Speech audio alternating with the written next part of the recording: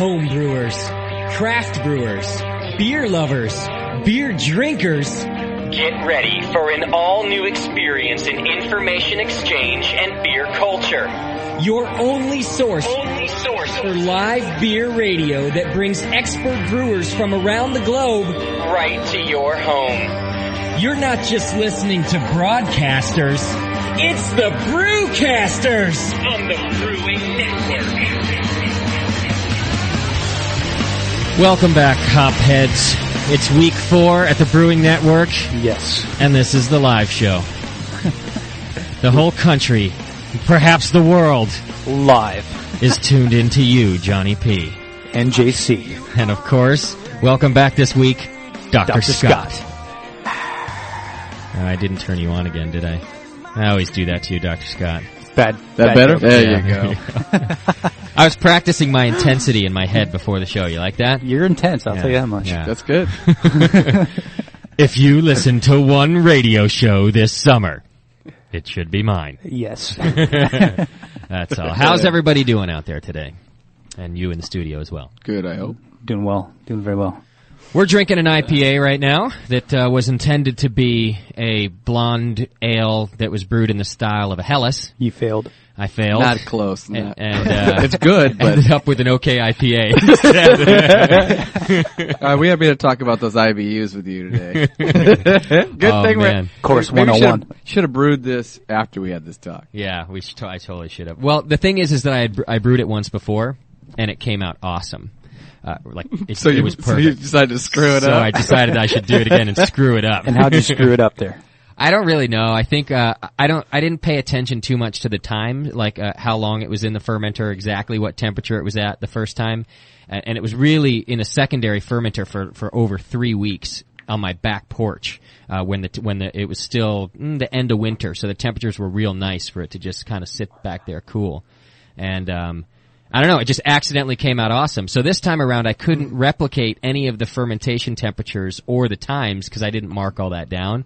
And that's the only thing I know for sure I did wrong. The other parts I'm not sure. Maybe I miscalculated on the amount of steeping grain. I might have done that because I did it myself at old B3. I went back there and put it in my own bag and well, let's face it, I'm mathematically retarded, and I probably put in the wrong amount of grains or something. Well, it's good beer. I like it. It's just not what you were looking for. Exactly. As long as it's drinkable, though, I'm all right with that. That's all we care about right now. It's cold. Yeah. All right. So for you folks at home, please join us in the chat room. We get lots of questions from you guys in there, and this week we're talking all about hops.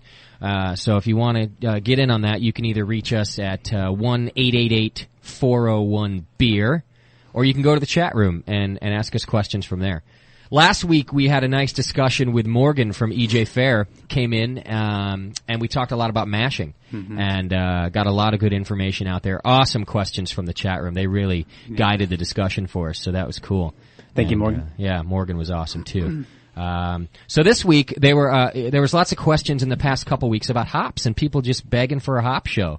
So being that I'm a hop head and John loves a good hop, we figured what the heck, let's do a nice hops show. Let's make you hoppy. Exactly. And that's our intention for most of today. We're going to cut the show a little bit short today, although you know what, I have a feeling that's not really going to happen. As the questions keep going, we just keep going. But what we've got planned for you, as you know, if you listened last week, Johnny P went to the American National Homebrews competition in Baltimore 2 weeks ago now, right? Little over a week ago. 2 whole weeks. Yeah. And won a few awards there. His Helles won a first in the country, and his Scotch Ale won a second. And awesome. He was a second runner-up for the Ninkasi Award, which was awesome too. But while he was there, he made some recordings, because there's a lot of stuff that happens in that week in Baltimore, and we all wish we could have gone. But you get lots of good lectures and just, generally good brewing information. Yeah. So John was nice enough to make some recordings in between drinking, and well, we drink while we listen too. So right. Well, that's cool. Yeah. See, if college was like that, I'd still be in it. Yeah. You know what I mean? If I could have just drank while I was, but mostly because I would be failing. One of the discussions that John recorded was a discussion from Vinny, is it Chilurzo? Chilurzo, Yeah. okay. Vinny Chilurzo from Russian River Brewing, which is up here in Northern California, did a great lecture on hopping and dry hopping, right? Very informative. Okay. Yeah. So it's about a little over an hour long, is that right? 68 minutes, 65 minutes. Okay. Little over an hour long, and just awesome information from Vinny about do's and don'ts of dry hopping and different techniques. And it's probably not the Bible of dry hopping. Everybody has a different opinion. Yeah. But there's some great techniques in there. You hear his process basically, so. Yeah. Talks about temperature, why it's important for dry hopping, how yeast affects you don't want fermentation, you want to do it in secondary. Okay. Styles, why he does multiple hops during dry hopping, because he gets more aroma out of multiple hops. Okay. Just listen to it and you'll enjoy it. Okay. So that's that's actually our guest today via a live recording. At the end of the show. So if we finish at 6:30, which is kind of the plan, we're going to start it then. It's highly unlikely, so it's probably going to start about 7. If it's too late by then for you guys to keep tuning into that, if you're on the East Coast, I'm just going to keep replaying it for a while anyway, so you'll get to catch it, and we'll rebroadcast the show on Tuesday anyway. So feel free to go to bed if it gets too late. In the meantime, we'll be doing our own hop discussion right here in the studio that you guys can join into. Okay. Couple of announcements to make, which is really just some good information for brewers out there. I don't know if you guys know, I just found out myself that July is American Beer Month. You guys all know that? Yes. It's been happening for, I think, 6 years now. This is the 6th time. And what they're doing, I don't know who they is exactly, the American Beer Month people. I think the AHA. Is it the AHA that runs that? Yeah, the Brewers Association. Well, I know that they set up their own website, which is AmericanBeerMonth.com. You can get some information there. And what they've done is they're actually having a different style of beer spotlighted for each week. Interesting. And in true American style, it had to be, I guess, bigger and better than any other country would have done it. So they actually extended their month into, it's a 6-week month apparently. Wow, it's a good month. Yeah, because it starts June 19th. It's already started. Last week was, this featured style was wheat beer, and it goes on till July 31st. Nice. So while the rest of the world only has 30 or 31 days in their month, we apparently have, 45 or so, which is nice. It's beer time. This week's featured style, which begins today on a Sunday, is Pilsner, which sort of fits within our hop discussion because we can talk a lot later about noble hops that are used very often in Pilsners and why you'd use those kind of hops. And I think a lot of people wouldn't consider a Pilsner a hoppy type of beer, but they use the noble hops because it's the most important part of getting a crisp, clean Pilsner. So it actually is a good discussion to have about hopping. Yeah. So we can talk about that. Hops, don't you, Doc? Yeah. You do. All the time. Almost exclusively. Yeah. Oh, nice. What are the types of noble hops? I want to ask that later, actually. Okay. I'm thinking that'll be our giveaway today. Oh. So I'm glad you brought that up because there's 4 of them that are considered that are generally considered the noble hops, and then there's a few other derivatives. Okay. I found 4, so we'll get a consensus later, and then there's a few American derivatives that have taken the noble hops and sort of made a couple of other things out of them, which are used in American craft brew pilsners sometimes too. Nice. So I got those written down. We can talk about them later, but I'm thinking as a quiz question we might do a noble hop question later because we do have some more stuff to give away this week, of course. Yes. So yeah, we're not drinking a Pilsner for American Beer Month. I didn't find out it was Pilsner till it was too late. I didn't have a chance to go out and get any. Go to the store real quick. So, But you kind of tried to make this one. I did try to make a Pilsner ale anyway. And, Pils ale. yeah, what are you gonna do? Dump a lot of hops in it. So, okay, and then one other thing that I thought was interesting is I found a new website while I was searching around about the American, Beer Month. And it's a beer health website. I don't know if you guys have ever seen this, but it's beerhealth.com. And I'm giving them a plug just because I thought it was a cool site. There's lots of, there's just good information on there. Some of it is very general, so I'm not going to say it's the best site I ever saw. It talks a lot about, we talked about it in our first week, and I got some information off the site that we'll talk about the health effects of alcohol and drinking beer. Is that the one I've heard of that's more geared towards health than it is for beer? Well, everything that they talk about with health is related to beer and and sometimes wine. So no, it's not so much telling you how to live healthy. It talks about a lot of the controversial discussions about how many drinks a day you should have, what, disease and beer, like in the past, like the history of medicine and alcohol and things like that. Some of it is very general type of things because the debate is ongoing about how much you should drink and how good it actually is for you. So, it's not, some of it isn't brilliant, but they do give a lot of studies, and they'll actually give you the statistics and what people found, throughout different studies, from around the world. I think it's a European site too, so a lot of the studies are done in Europe, but, I wrote down a few of them just because I thought it was cool stuff that we could talk about. Please share. So for one, in the first week, Dr. Scott and I were talking a little bit about how many drinks a day is acceptable and how that's debated. So I found a study on there on thebeerhealth.com about exactly that, how many drinks a day doctors and whatnot consider to be acceptable. Curious if it's based on weight. It's not. Interesting. It's not, and they specifically stated that actually, that they didn't find that weight had a lot to do with the effects of alcohol. What about liver size?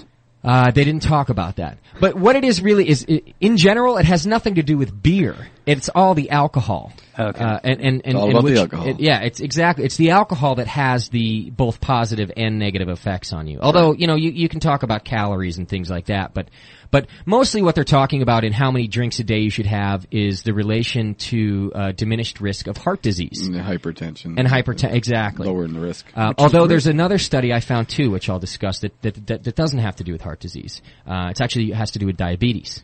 So they found some good things about that too. Really? Yeah. I have a family member that has diabetes. So do I. Yeah. So I thought it was interesting. Although my family member in particular drinks enough alcohol for most of the diabetics in his state. So I don't think that he falls under the it helps you stage. But, okay.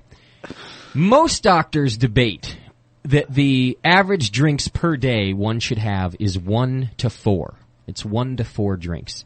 And some doctors consider that different from men to women. So if, for example, they think it's 2 drinks a day for men, they would say 1 drink a day for women. I don't have statistics about that, but I'm just giving you an overview of what the general debate is. So 1 to 4 is the basic adjustment there. So a French medical journal, which I didn't bother writing down the name of it because I wouldn't pronounce it right anyway. They interviewed 791 Belgian doctors and 1,201 consumers. And they wanted to know what they thought was the average that one should drink per day. So 7% of doctors that they interviewed and 16% of the consumers said that 2 a day is what they thought was the right amount of alcohol to be consuming in order to be healthy about it, to actually help your your lack of heart disease, I should say. So almost half of the doctors they interviewed, so almost half of the 791, said that 4 a day was just about right. That's a great number. Yeah, these are the guys I like a lot better. Yeah. These are the 4 a day guys. One of them is based on region too. Oh, they're Belgians. Yeah. They are, which actually surprises me that they would keep it down to 4 a day. But almost half said 4 a day. But check this out. 1 in 3 doctors, which is still a fair number if you ask me, said that 6 drinks a day is a good amount to have. And these guys I like even better. I can accept 1 in 3. You average 6 a day. Yeah. I guess over a 7-day period, because I might skip a day, I would guess that I average more like 7 or 8 a day. Yeah. Because there are certain days that I'm having a lot more. Yeah. Like, for example, I just got back from Tahoe yesterday, and I was trying to I was real drunk by the time I went to bed, which is about 7 a.m. when I went to bed. And I tried to calculate back how much I'd actually had to drink. I could only get in the ballpark of about 16 beers and 4 Captain and Cokes. It's about the ballpark I could get into. And how long do you want to live?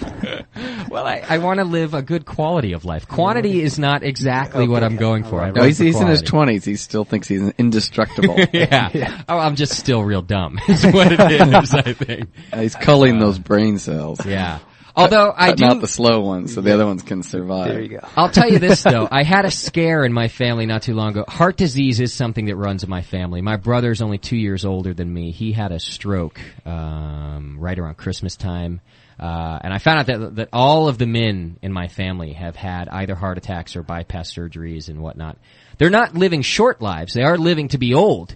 But their quality of life when they get to the older age is pretty bad. Like that's when they're starting to deteriorate. Okay. So it took me a long time, because I'm a little slow sometimes, to start taking note of the older people in my family and their quality of life at that point, and that was pretty scary. So it didn't exactly cut down my drinking, but it got me exercising in between drinking. There you go. So, hey, baby steps, right? 12-ounce curls. Yeah, exactly. Well, I do know CPR, so if I have to come over this bench, Sweet. And I'm good? you're good. We're going to film that too. And probably by the end of the show, you might get drunk from doing CPR on me. It's possible, too. Okay, there's a little more to that study. 9% of the doctors that were interviewed said that 9 glasses a day was totally acceptable, was a good amount to have in the prevention of heart disease. Like a meal. Those are my guys right there. Yeah. The 9% guys. I think you wouldn't care if you had a heart attack. Yeah, exactly.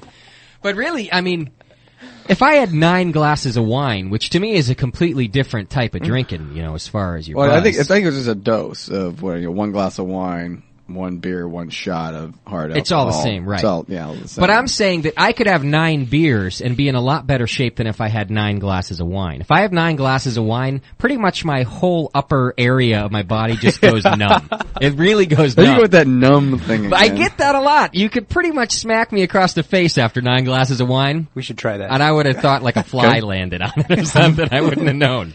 It's like, 9. I'm Yeah. having a heart attack, I think. Where's my beer? Okay, so there's your, it's really up to you guys at home, how much you want to drink a day. The consensus is 1 to 4, although it's all debated.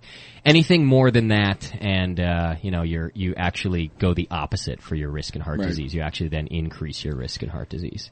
So, See, I just wait till I come over here and I make up for the week. for the rest of the week, that's cool. We finished all your beer, Dr. Scott. It was damn good. Oh, thank you. 2 weeks. It was really 2 good. kegs. Actually, 2.5. just I had a little one too. Yeah, there was the little one too. that's right. I pretty much covered the little one because I don't drink Hefeweizen. I had a couple glasses of yours because I was telling you that's all I can have, and I seem to have some allergic reaction to it. But I pretty much drank the Kolsch by myself. Okay. And that was such a good beer. Man, it was awesome. Yeah. I Hellas, awesome. was highly disappointed when it ran out. I'll tell you. Yeah, that last one. Oh, damn. Yeah. It was a sad time. Although it ran out at the perfect time of night. We were finishing up, right? So I only had to dip into 1 beer that was in my fridge, and then it was time for bed anyway. So the timing was awesome. You're okay, man. Yeah. Okay. So the other study I got here we can talk about real quick is, I'm trying to figure out where it was from. I'm not sure. But it was less diabetes thanks to moderate alcohol consumption. So again, with the moderate alcohol consumption. But, moderate drinking affords a measure of protection against the development of type 2 diabetes. They found that the risk of type 2 diabetes for total abstainers compared with moderate drinkers is pretty much the same as the observed risk for heavy drinkers. So what they found was that there's pretty much a U scale of how moderate drinking, or excessive drinking, Bell or curve. not drinking at all affects, it's a bell curve, exactly. Sorry. You're right. And I don't know, I think this one actually said, it didn't say bell curve, it said U scale, which is retarded, because you're totally right, it's a bell curve. Yeah, they're Europeans. Yeah. Upside down. They actually, here's how they said it. They said that they found a general U-shaped relation between alcohol and type 2 diabetes. Minima among moderate drinkers, maxima among total abstainers, and heavy drinkers. Which to me is interesting that if you don't drink at all, or if you drink a lot, your risk is exactly the same to type 2 diabetes. But if you drink in moderation, you can actually cut down your risk of it. I'm trying to look if they put an actual ratio. I know that what they studied was 11,900. Doesn't matter. It's good enough for me. Yeah. It's better. Nothing. Moderate drinkers between 6 grams and 48 grams of alcohol a day had approximately 30% less chance of type 2 diabetes than non-drinkers. The risk run up by drinkers taking 48 grams of alcohol and more a day was found to be comparable to that of total abstainers. So what they actually predict is about 100 million new cases of diabetes type 2 expected for the next 20 years, in the coming 20 years. And it's mainly due to an increasingly sedentary lifestyle and obesity. is what they say. Eating bad food then. Eating bad. Well, just poor eating habits in general, Right, and a and lack no of exercise. movement. Yeah, Yep. I think that as things become more convenient in our society, we become more sedentary all the time. That's true. You know, we sit around a lot more. Kind of why your kegger is right next to the couch. That's exactly right. and occasionally, when it's movie time, we attach an extension cord to it and actually put it right next to the couch. That's awesome. You know, That's dedication. it's just awesome. Yeah. Soon we'll just run like multiple straws directly to our Yeah. mouth. You all have a across Camelback. So anyway, if diabetes runs in your family, it doesn't in mine. All the people in my family have diabetes caused it themselves by like excessive sugar consumption and a lack of physical exercise. But if it does run in your family, you might want to consider some moderate drinking. You know, you might want to have a couple beers a day. One interesting thing they talked about when they're talking about the health benefits of alcohol is that they would never recommend that people should drink, even though they could recommend that if you're going to drink, drinking in moderation will help these different effects. And the reason they said that they would never actually recommend drinking is because the risk of drinking excessively. That few people are able to keep it under control and you know, keep it down to their 2 to 4 drinks a day. So they say that doctors in general, or like let's say the American Health Association, would never say you should drink because of the snowball effect of Liability, drinking. Yeah, which is interesting because there are definitely proven So could we like buy credits from non-drinkers, and that way it would even out the whole society? Yeah, it's like the Kyoto protocol for that environmental protocol for drinkers. Though you can buy your friends credits, because I could get a few credits out of John. John sisses out a couple days a week, and I could buy those weekly credits from John. I would give them to you. Yeah, and actually, Daniela's not working the forum for you guys today. Just to let you know, Andy's working it for us today. Yo, Andy. The lovely Andy instead of the lovely Daniela is doing the chat room for us. We could buy a lot of credits from Andy. Yes. Because, especially because he didn't even start drinking until like late last year. Is that right? It was like late last year, right, Andy? Yeah, it was early this year. Early this year. What did you drink? And what was your first alcoholic beverage? Let's talk to Andy. It's interesting to get a never drinker before. What was your first alcoholic beverage? Aside, I know you had a taste or two before, but your own beverage. I think it was a White Russian. Oh. Is what I had. Oh yeah, that's Yeah, right. you remember, I think you bought that for me, actually. I remember that. Yeah, I Justin thought ushered me in. yeah. he's very drinking with appropriate. chicks. He just decided one day, okay, I'm going to start drinking, and he had a couple drinks that night, and then he quit again, Yeah. right? Yeah. But then quit. you started again. Then I started. yeah. Hey, So I've quit 100 times. I can quit anytime I want. yeah, and then I can restart again too. All right. Well, nobody Never likes. drink it again. I say that nobody likes a quitter, so keep it up. What can you do? Are you drinking now again, Andy? Oh yeah, You're back to drinking Yep. again. And Yeah. what's your drink of choice now? tequila. Tequila. Yeah, You don't even like beer, do you? I don't. Which- I tried so hard. yeah, to No, like you beer, just but I haven't can't. found a beer the right that we beer. can pour down your gullet and Justin keeps pitching them at me. Yeah. I try. And they're not mine. I'm not giving them mine. So don't think everybody. I just want to clear that up right now. I'm not giving them my home brew. I'm giving them good Right. craft brews. But, Yeah. actually though, it's usually beer that I'm drinking, so it's your Lagunitas, it's your hoppy IPAs Right. and things like that. And he's never going to start with those. Should have shared that Kolsch with him, huh? That you might have liked. It was real smooth. But, you're going to have to go through some training, I think. We're going to have to get you on the beer. All right. So any of we'll you guys... we'll hold him down and make him drink. Yeah. Maybe I can be like an experiment for the show. That'd or be something awesome. Like that. Yeah, That would be a good idea, actually. beer virgin. All right, I'm There you sold. So you folks in the chat room, if you need something to make fun of Andy about, then there you go. He doesn't like beer, so you can make fun of him for that. But my point of that whole thing is that since he didn't even start drinking till this year, he's got like credits built up. From, from the time he was 16 or so, and 21. and then even But I think he's have to. Wouldn't he have to prove that for back credits? That he though? didn't drink? Yeah. yeah. Well, you could probably prove it with the shape of his liver. I bet his liver is looking real nice. Yeah, but it's probably smaller than ours. Oh, absolutely. See, people tell me about how bad my liver must be. That's a lump in your side. See, yeah, exactly. I actually think it's the opposite. I work out my liver quite a bit. It's kind of like exercise, I consider it. So I think that my liver's actually in much better shape than Andy's. His doesn't ever get a workout. Mine does. His liver is lazy and fat. Right? There you go. Mine's not. Although actually it's probably real fat because doesn't it build up fat too much And alcohol? it just gets large and pumps out lots of enzymes. See, what's wrong with that? There's nothing wrong with that. Enzymes are good, right? I think that it all equates to efficiency. I have a highly efficient liver. Yeah. Dr. Scott, having gone through med school, is like, you are an idiot. But yeah. See, John's got the right idea. He takes a couple-day holiday every week, and the liver's a great reparative organ. Yeah. And just let it heal, and then let it heal. It'll heal back. It goes right back. Yeah. I heard a 30-day rule for those who drink sort of a lot like myself, that if you abstain for 30 days, all the things that kind of get left over, even after a couple days, let's say you haven't had a beer for a couple days, if you drink a lot, there's still some things working in there, that there's a 30-day rule to get everything cleared out. You ever heard anything like that? That sounds about right. Yeah, to get all of that bad junk detox cleaned out of there. I mean, you have to stop everything. But, yeah, see, that's what I'm thinking. 30 days? That means no Tylenol, no aspirin. Oh, right. You can't do anything toxic like that. I got because it all goes through your liver.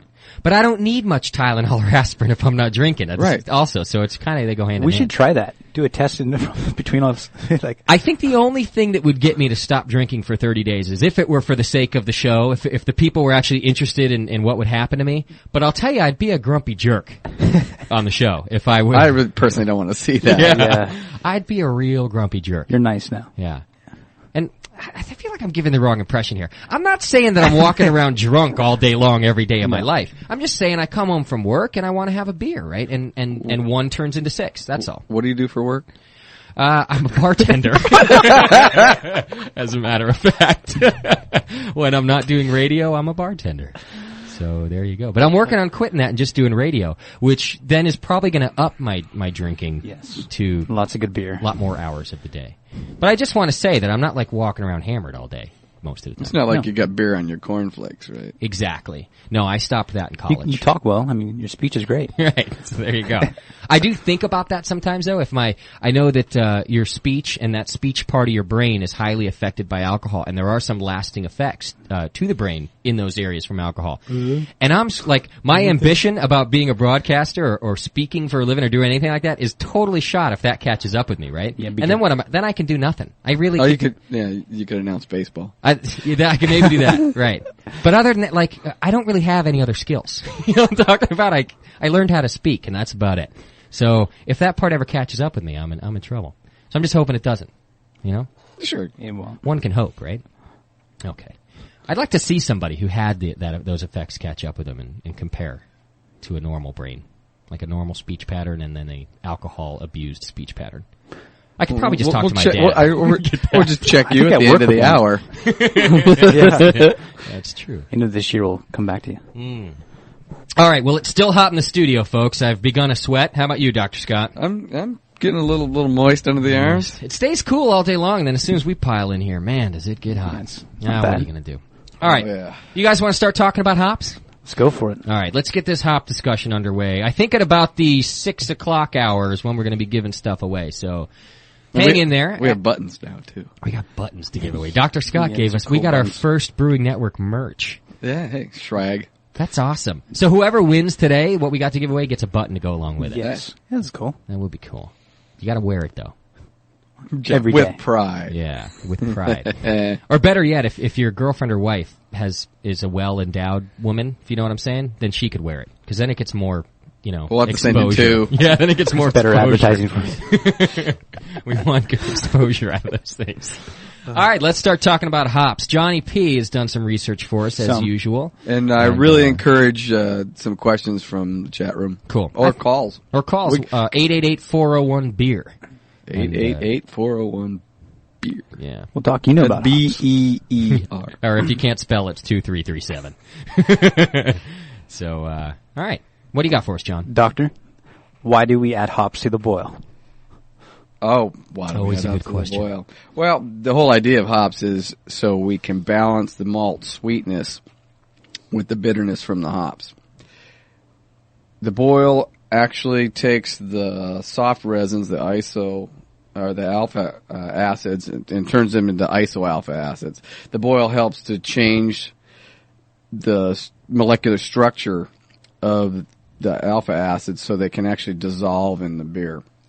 Interesting. Okay. Lupulins, correct? Well, that's where it comes from, the lupulin glands from the female vines. from the cones. Now, do the lupulins have the oils? Yes, it has all this. That's the only part that you use. Okay. What about whole hops versus pellet hops? That's a pretty good debate. You're probably going to end up getting a better amount of bittering coming out, better efficiency with your pellet hops. Because the boil is not as able to break down the whole hops. As soon as the pellet hops hit the hot wort, they just dissolve. And so you've got they dissolve into the liquid much more, and the liquid can attack each of the lupulin glands a lot more than in the leaf hops. I'll tell you this, I did a little research on my own, and about the hop efficiency and actually getting the most of those alpha acids out of your hops. I was encouraged in the beginning of my brewing career to use hop bags to reduce the amount of sediment and junk that I'm going to get in my wort afterward, right? But in doing some more reading, actually a good churning boil and having those hops churning and rubbing together is a better way to get more hop efficiency. So I developed a method instead to not use hop bags and reduce the amount of trub that I get. So what I do is I never use hop bags anymore. I dump it all right in there, and I try to get as vigorous a boil as I can. I'm over a stove, so I gotta, until it evaporates a bit, then I really get it up there. But then I go ahead and I put my wort in the carboy, and before I pitch my yeast, I let all of that trub settle out. So I'm letting it sit for a good 3 or 4 hours, and then I rack it to another carboy, and then I pitch my yeast. And I've done about 3 or 4 batches that way, and I've gotten my best beers yet. I've gotten the hoppiness that I wanted out of my beer. Actually, you know what? I'll tell you, that's probably one of the things I did wrong with this. I think when I brewed this one we're drinking originally, I didn't use I did use a hop bag. And I bet that's why I'm getting that much hoppier flavor this time than I did the last. Well, probably not the only reason, but I think that's a factor. It has mostly to do with bitterness. That you want to get, but see, I was finding that I was putting in a lot of hops in my hop bags, but not getting a lot of bitterness. What volume are you boiling?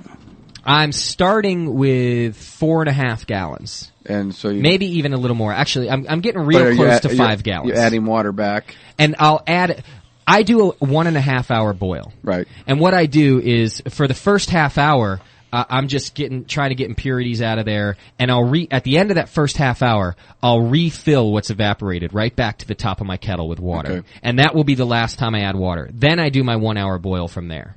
All right. Well, that has a lot to do with is how concentrated the wort is. So any of the guys out there are doing 2.5 gallon, 2 gallon wort boils. Yeah. It's going to take a lot more to dissolve the iso acids in there. Only so much can go in. So the more concentrated it is, the harder it is to get the alpha acid to dissolve in the wort.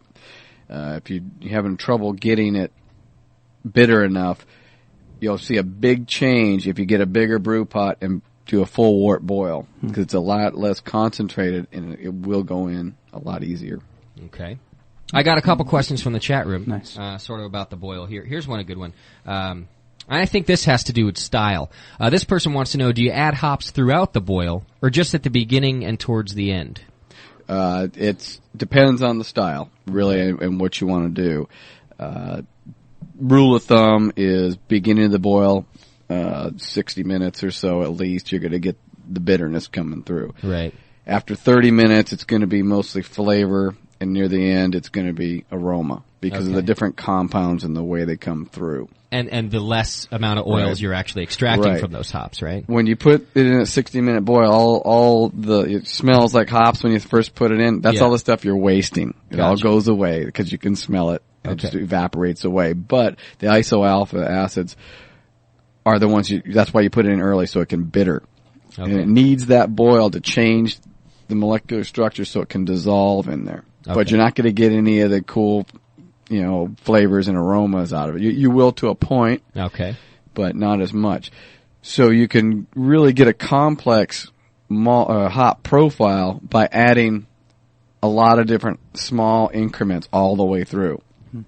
I like doing it sometimes. It's a good experiment to do. To do less but more often throughout the boil. Right. So you do, quarter ounce every 15 minutes sometimes, and that'll do it. I got an example here of putting a lot of hops at different points from Pliny the Elder, and I think that you're going to hear about this beer in particular later when we run the Vinny discussion. It's his beer. It's his double IPA. It's his double IPA. So he's putting in beer. He's putting in hops during the mash. He's putting in hops for a 90-minute boil, hops for additional Warrior hops and Columbus hops for a 90-minute boil, Simcoe for a 45-minute boil, Columbus for a 30. Then he's doing Centennial and Simcoe for a 1 minute. All high alpha acid hops. Right. So he's putting them in pretty much all throughout the boil. What's the gravity on that beer? Do you know? No, I don't exactly. I think I do. 1080. OG is 1073. Okay. And it goes down to 1011. That's good. It's a good beer, 8. It's an 8% beer, and it's 100 IBUs. So when you get it's a goodie. When you get a thick wort like that, and it's got a lot to balance, and don't be scared of 100 IBUs when it's a big beer like that. You wouldn't want 100 IBUs in a blonde ale. Damn it! Well, you might. There goes your liver. Right.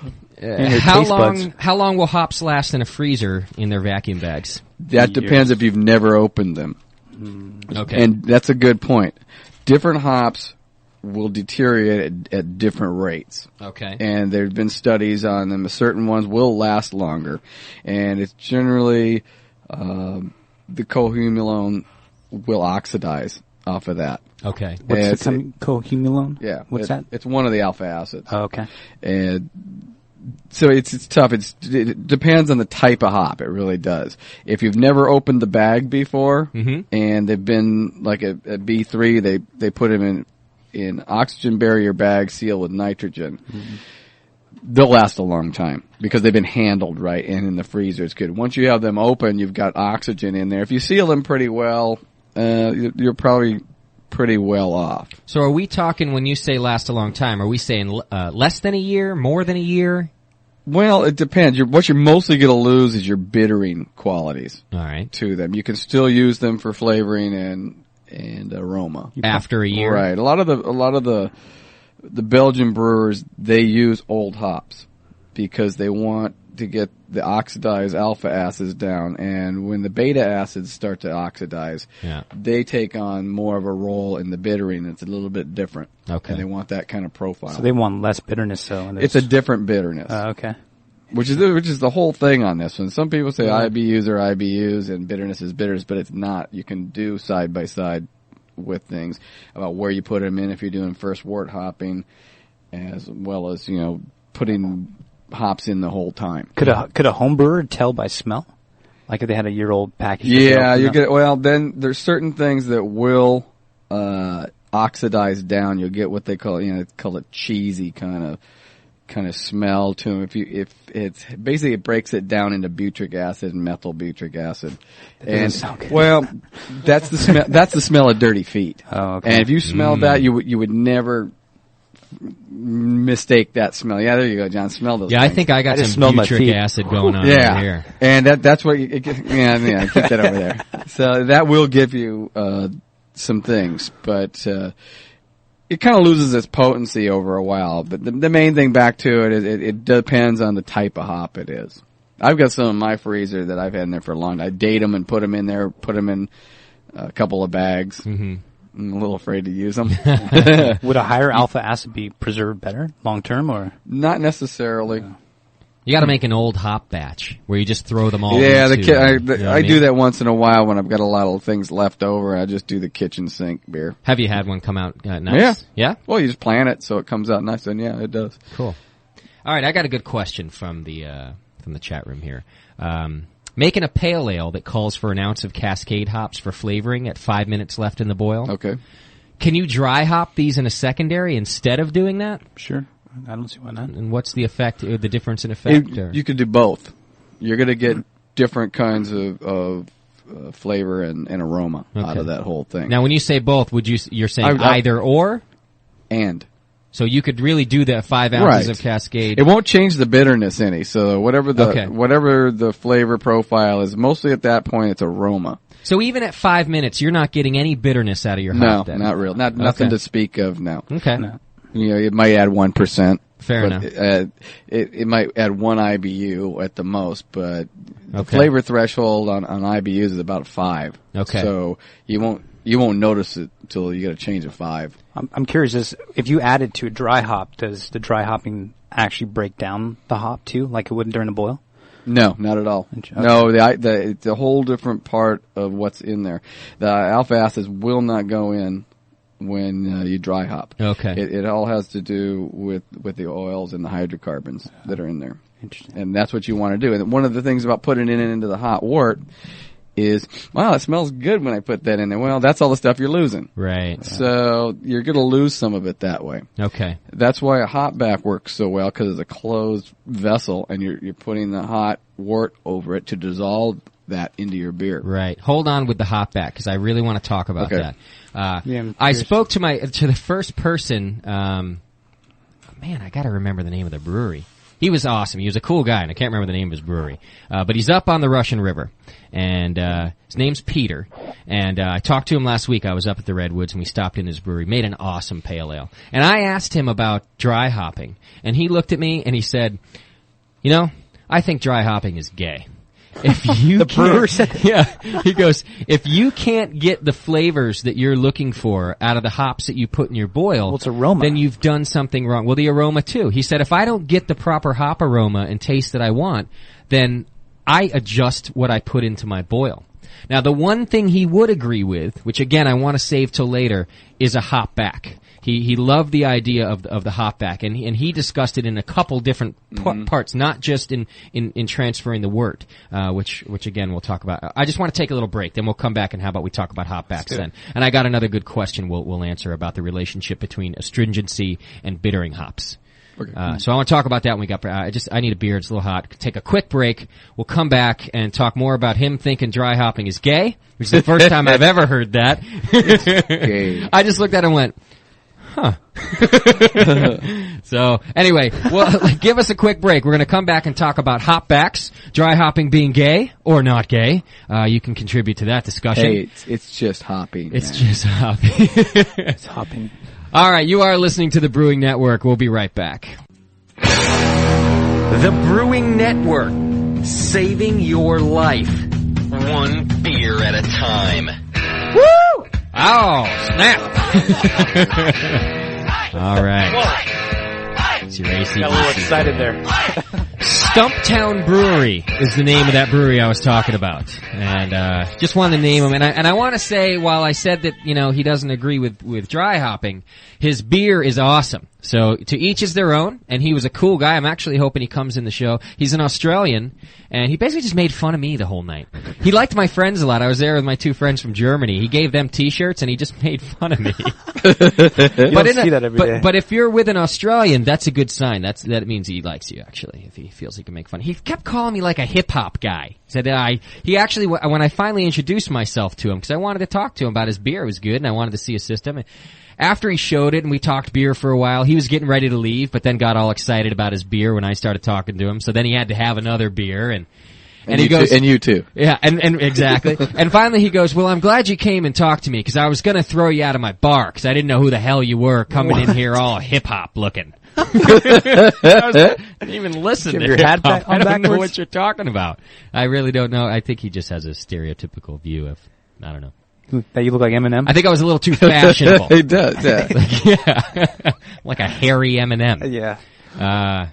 Anyway, he was a cool guy, and he gave us beer, and he gave shirts to my friends, and I'm hoping to get him in. I think he said he's really lazy, so he'll only come in via the telephone, I think. Yeah, maybe we But, can send the car for him. Yeah. But it's totally cool. I think it'd be good to have on a show, if nothing else, but to make fun of us, because he's good at that.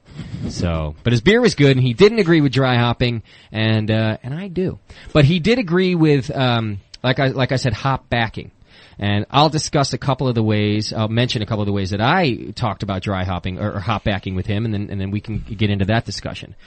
One of the ways that he said that the only way he would do it at his brewery, although he said that he was too lazy even to do this, is that he would actually hop back it on the way from the keg to the tap. So it would be The post. Randall, they call it. That's the Randall. Is that what it is? Yep. Which to me sounds awesome. Vinny makes fun of that in his lecture. Does he It's really? Hilarious. Does it not come out good? I've never had a beer like that, He, but he calls it the yuppie way of dry hopping a beer. Oh, okay. The Okay. East Coast version. Really? Yeah.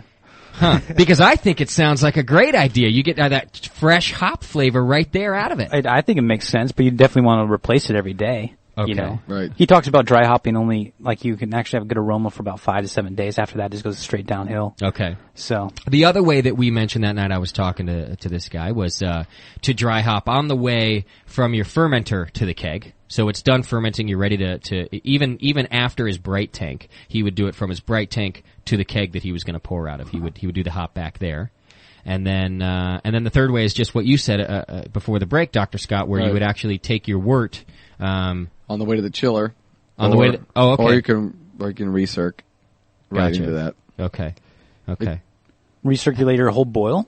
Well, you just recirculate it through the hop back on the way. Gotcha. Okay, and now just to clarify, a hop back is an actual vessel, like a water filter that you would fill with some sort of hops and run the wort right through that. It's like a mini mash tun. Yeah, mine looks like a mini mash tun. It's got an in, an out, and a lid, and a false bottom. Okay. So yours isn't sealed necessarily. I try to seal it. But Okay. it gets messy if you try to pressure it. Okay. You do really need to just gravity feed it. Control the flow in. But what if you had a big enough type of a water filter that in place of putting a filter in there, you put the hops in there? Well, I guess not completely in place of, because you'd want to keep the hops After in the it. boil, once it's But, cooled, or Yeah. Well, you got With to the be careful putting that heat, hot yeah.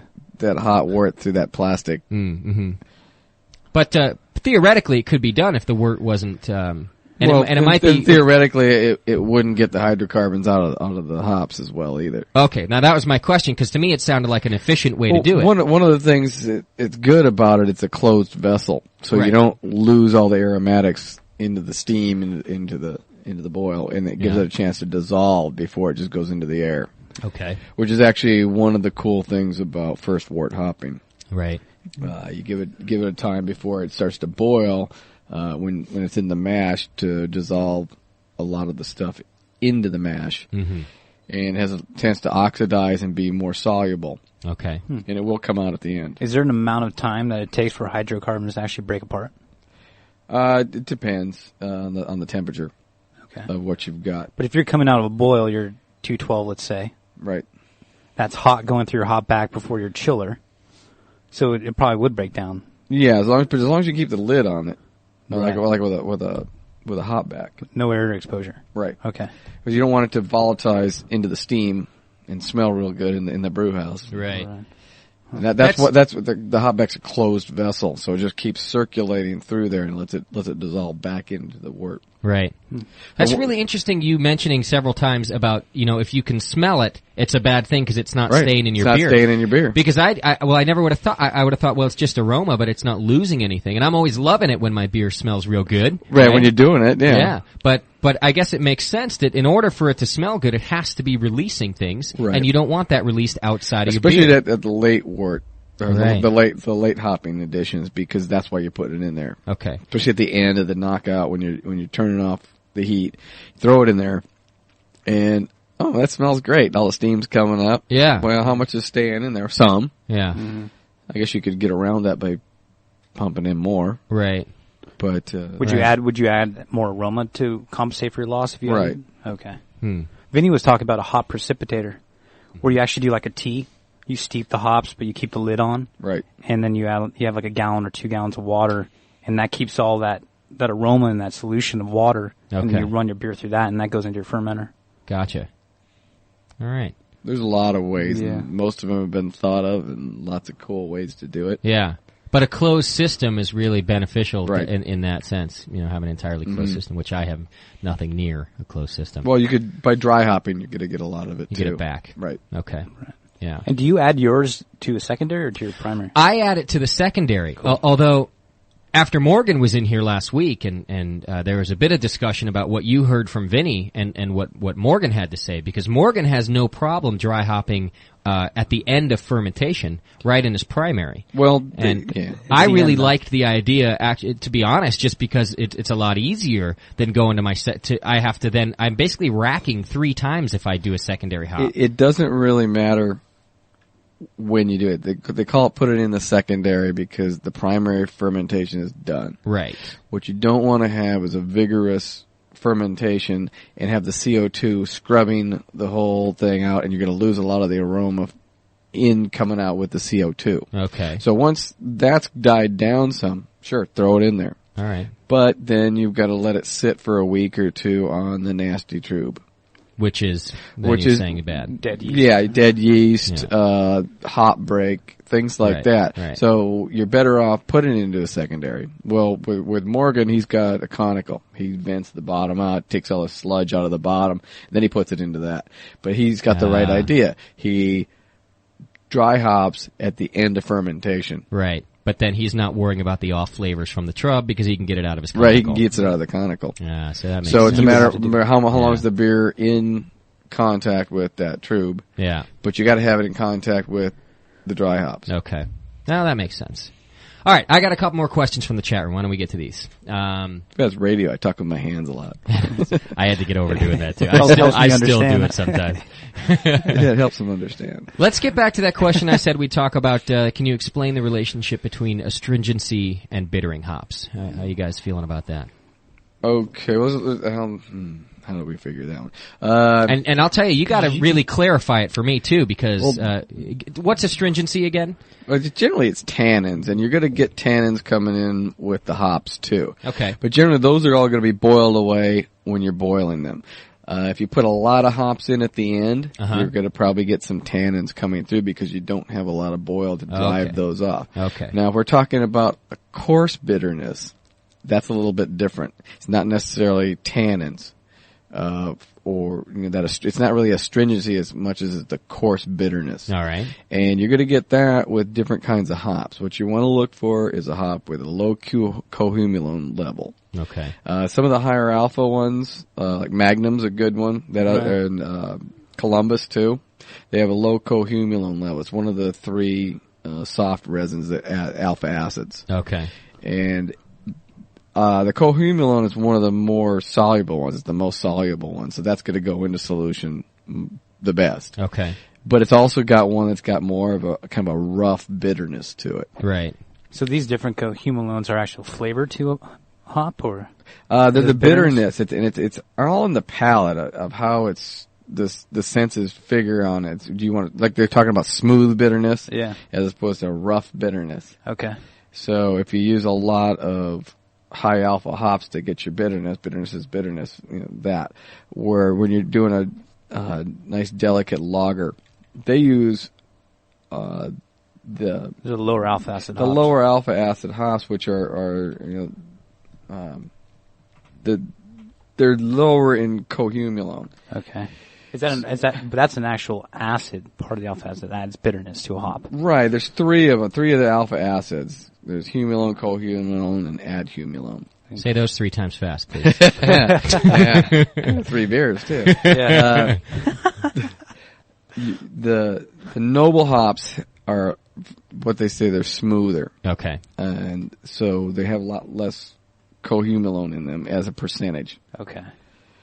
And that's where you're going to get more of the bitterness, but it's also going to be a rougher bitterness. But like a Magnum or Columbus, which is not a noble hop, Right. would have a higher cohumulone. Yes, but it's got a lot more alpha acid, so you'd use less of it. Okay. But as a ratio of the cohumulone to the other alpha acids, it's a smaller proportion. Yeah. And that's why they bred those. Where if you get into a cluster or one of those, it's really high alpha acid. It's got a lot of cohumulone. It's it'll bitter you right out there, but it's also going to be a rougher bitterness. Yeah. Would you adjust the bitterness of a beer based on that level of cohumulones? Maybe only use it for 30 minutes versus an hour, or less quantity? We're talking about the amount of bitterness. If we're talking IBUs, Right. IBUs are the amount of bittering acids per unit or parts per million, basically. Right. And you still want the bitterness in there, but you want the quality of bitterness to come through. So you want to use a different acid, different alpha acid content for that one on it. So you can do that if you're going to use high alpha acids, hops, you really want to get into ones that are a lot less cohumulone. That's why they've come up with the magnums and a few of the other ones that are just smoother. They're high alpha, so you use less, and it gets your IBUs in there, but it's a smoother bitterness. That makes sense. Interesting. Yeah. Because they've had high alpha hops for a while, but a lot of people want to stay away from them because, they could give a kind of a rough, edgy thing onto it. Yeah. There's a lot of things that can give you a rough, edgy bitterness in your beer. Right. Anywhere in the water, right. Tannins, the hops you use, a lot of different things. Okay. Makes you think a lot about from a homebrewer's perspective. Yeah. Especially making recipes. Yeah, absolutely. I'm not, when I'm measuring and calculating, how much hops I'm going to put in a recipe, I'm really only comparing it to other recipes of the same style. I'm not actually calculating what kind of efficiency I'm going to get. Mm-hmm. You know what I'm saying? I'm just comparing. I'm not at the level of to be quite honest, I wouldn't spend the time to calculate it either. I just brew because it's fun to drink, right? But with you should probably start out brewing you like one kind of beer, just keep brewing it and then tweak it each time. And that's what I do. Yeah. I agree. And then get to a better place because of that, right? Without having to calculate the formula of alpha acid compared to the... Well, when you're looking at the quality of the alpha acid, you're mostly trying to decide which hops to use, not how much hops to use. Okay. You can find a lot of computer programs that'll do it, figure out all your IBUs. Yeah. Just no matter how you get there. We should get one though on the BN little program right on there you can get from us. All right, I got another question from the chat room here. This is an interesting one. Is making hop tea and then adding it to the fermenter okay, or is boiling in wort a better way to go? Well, if you have a closed lid, I would say hop tea would work. Well, it depends on what we're trying to get: bitterness or aroma. Okay. For as far as true, I would guess that they would have to be talking about. Well, no, they wouldn't have to be talking about it at all. They could be. Hop tea is a good thing. It is. Yeah. Explain to me hop tea. Give me the whole. What's the idea there? You're basically boiling water and hops. Okay. And then you're going to add that later. And how long would you do that? Depending on what you want to get. Sometimes you just want to sterilize the solution and get it in there. I've never done it, but I would do it like 5 minutes before the end of my boil. Right. You can boil it for 5 minutes or boil the water for 15, then put the hops in there and let it steep, and then put it in. So you haven't had hops in your entire, in your wort, in your boil, the whole time until... No, you're doing your normal stuff. Okay. You have your bittering hop, but not your aroma. But if you're trying to get if you're trying to get bitterness out of there, you're better off putting it into the boil. Okay. But for aroma purposes, you might get more efficiency by doing a hop tea? Right. Okay. Right. Because it's a closed thing, and you're also going to get more that way. Plus you get more volume. Okay. Yeah. Well, volume does have a lot to do with it. If you are off by half a gallon and 5 gallons, you're going to be off 5% on your IBUs.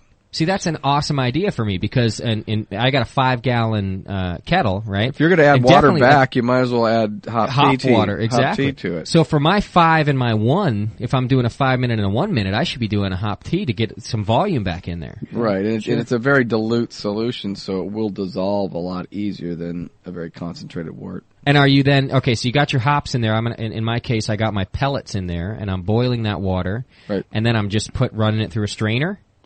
Or am I just dumping it right in with the sediment and everything? I would just dump it in pellets. Dump it in pellets. It'll settle out to the bottom. Okay. And then you're gonna rack to a seat. As long as you rack. I rack before I pitch anyway. Right. Well, I wouldn't even whole hesitate. I'd use like a big hop bag. Yeah. That's an awesome idea because it really gives me my volume back. I'm always concerned about how, sometimes more than others, that wort's really getting down in my kettle. I'm not getting down to 2 gallons or anything, but I'm easily getting down to 3.5, right. And I'd much rather be pouring almost 5 gallons of wort in there, Okay. Well, your hop bitterness is going to go down with more concentrated wort anyway. Okay. It just won't dissolve in a concentrated solution. Right. So you got to add more hops to it. So if you've got a more dilute solution. Yeah. You're better off. You're going to get more alpha acids going in there. I'm going to give that a go. Good question. Let's finish the show first. Yeah. All right. See you guys later. What effect does adding hops to your corny keg have before carbonating? Well, that's what I'm doing. Actually, I got 2 kegs doing that right now. Yeah? Basically, it's dry hopping. I put the hops in a hop bag. Mm-hmm. Is it cold or warm? It's warm. It's room temperature. Basically, it's the secondary. Put it in the corny, hop bag. I weighted it down. I just use a stainless steel fitting, and I put that in there. It's hop bags in there. I use the gas quick disconnect to a tube into basically a blow-off tube for it, so it's open to air, and it can just finish fermenting as little as it's doing and finishing out. I'll probably let it go till Wednesday. Was it a week? And then what? And then you got to rack it again to another keg? Or? Yeah, I'll put it into another keg because it's actually in the bright tank now. I'll get it cold and let everything drop out, and then I'll put it into another keg. But you're going to go to another bright tank because it's warm right now. Well, it's warm up. I'll just put the whole thing into the deep freeze and get it cold. Oh, then that's your bright tank. Right. Okay. Yeah. Now, so a bright tank is when you're taking your beer and you keg it up, or you generally keg it up, and you store it cold then for an amount of time to let the yeast and other sediments I try to drop out as much yeast and everything and all the proteins out, let it coagulate cold. Okay. Drop to the bottom. It'll settle down. In the bright tank, it's basically my corny keg with about an inch cut off of the dip tube. So I'm going to lose a little bit of beer, but it'll come out a lot cleaner. And I just rack it out of there. Without moving that keg, and I get really nice keg out of that. Right. That's a good idea. And now, so that's a great alternative to filtering your beer, basically. Yeah. Okay. I still filter. You do? Yeah. Okay. And you filter pre-bright tank or post? Post-bright tank. Really? All right. That's why the house was so clear. Yeah. Yeah, that's why you look at it every time you go, damn, that's nice looking beer. I can see my hand. Yeah. All right, here's a good one about growing some hops, which I got a little information about growing hops here, too. Is there an easy way to tell when homegrown hop combs are ready to pick? Well, we can start with that, then I'll ask the second part. When homegrown hop cones are ready to pick. I understand it as you actually when you want to grab a hold of them and you want them to be nice and firm as you're squeezing them, right? Right. If there's I don't want to say any give, but if there's a significant amount of give, you can actually squeeze it and smash it. It's not ready. Is that right? I don't really know 100%. Okay. You know what I've read because I'm growing some too, and I did a little research before I did so. Is that you really want it to be firm. You want it to be a nice tight pack. It shouldn't be mushy. Right, so you want to be able to squeeze it, like the other. There's a different family of vine that grows. There's same family, different plant. That one you want to be a little more mushy. Moist, but the hop one you want it. You just want it to be a nice firm cone. Is how I understand it. Firm cones. Yes, firm cones are good. Firm cones. The second part then would be, and I don't know if you guys will know this then either. If I use a dehydrator to dry them, how do I tell when they're dry enough? I think the rule of thumb is about 24 hours. Yeah. You don't want to overdo it. I think you're right about that. I haven't done it yet, but I was actually going to take my dehydrator and build a tall box and put the dehydrator in the bottom of the box and have it blow up through the box. Gotcha. Probably do it with a cardboard box too, because you only want to layer it about one layer of cones. I was reading also about the dehydrating. I can tell you this, I think you're right about the 24 hours, and unless of course you're running blow dryer type of thing through it, then you're doing it a little faster. What you do want to do is you want to do it directly after your harvest. When you harvest your hops, day of, right? If you let them sit, they're going to get moldy and they're going to go bad. So you want to do it directly, right? And then when you're done, as soon as they're dry, you also want to fridge them up real quick or use them, obviously. Right, but try to put them in an oxygen barrier bag. Yeah, you're getting a lot of moisture they're very moist, even though they're firm when you're harvesting them. And you want to get that out right away because that moisture turns into mold very quickly. So I can tell you that, and I think Dr. Scott's right. If you're going to use you can use a regular screen like off your house, or two of them. You pull a couple screens off your window. Sure. Yeah. Put the hops on one, lay the other one on top of it, leave it out. Probably, yeah. You want to obviously have not moist weather. Use a dehydrator in the bottom and just layer open boxes with screens in between. Okay. Just have it blow up through the top. There you go. That's a good idea too. Cool.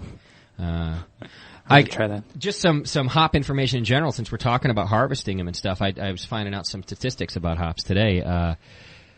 The world produces about 80,000 tons of hops a year from 135,850 acres.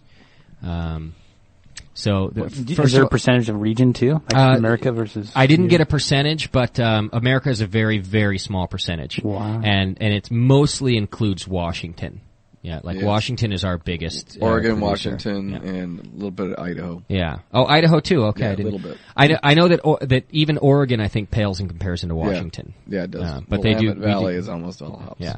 Cool. So yeah, that's our region, and then there's Australia, New Zealand, and then the rest are in the German Czech Republic area there, like your Hallertau and your Czech Saaz, things like that. So 80,000 tons. There's approximately, and there's new ones coming out, but there's approximately 40 varieties of hops right now. So, and I think new ones have even come out in the last 2 years. Like Magnum's is relatively new, right? Can you tweak hops? Like actually clone them differently, or yes. That's what they're doing. Most of their marriages of one hop or another, and a lot of it comes because they want them to be disease resistant.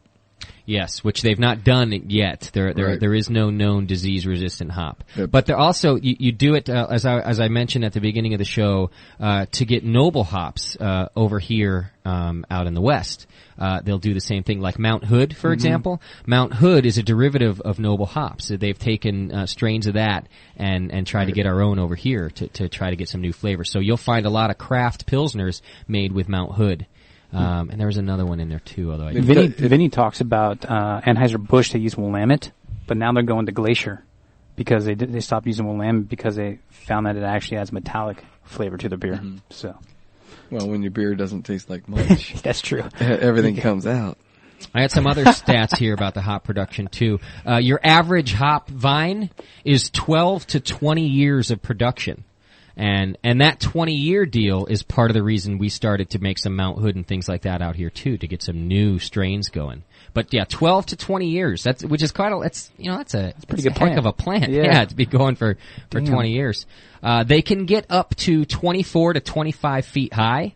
According to how you're setting them up. Mine, I did not set them up very well, and I'm lucky to get 6 feet out of them. They're really spreading out to the left and right now, but they don't like it one bit. They want to keep going up. Yeah. So, if you set it up right, they can really get up there, and that's a good, healthy plant. And the other thing is, this was really interesting to me.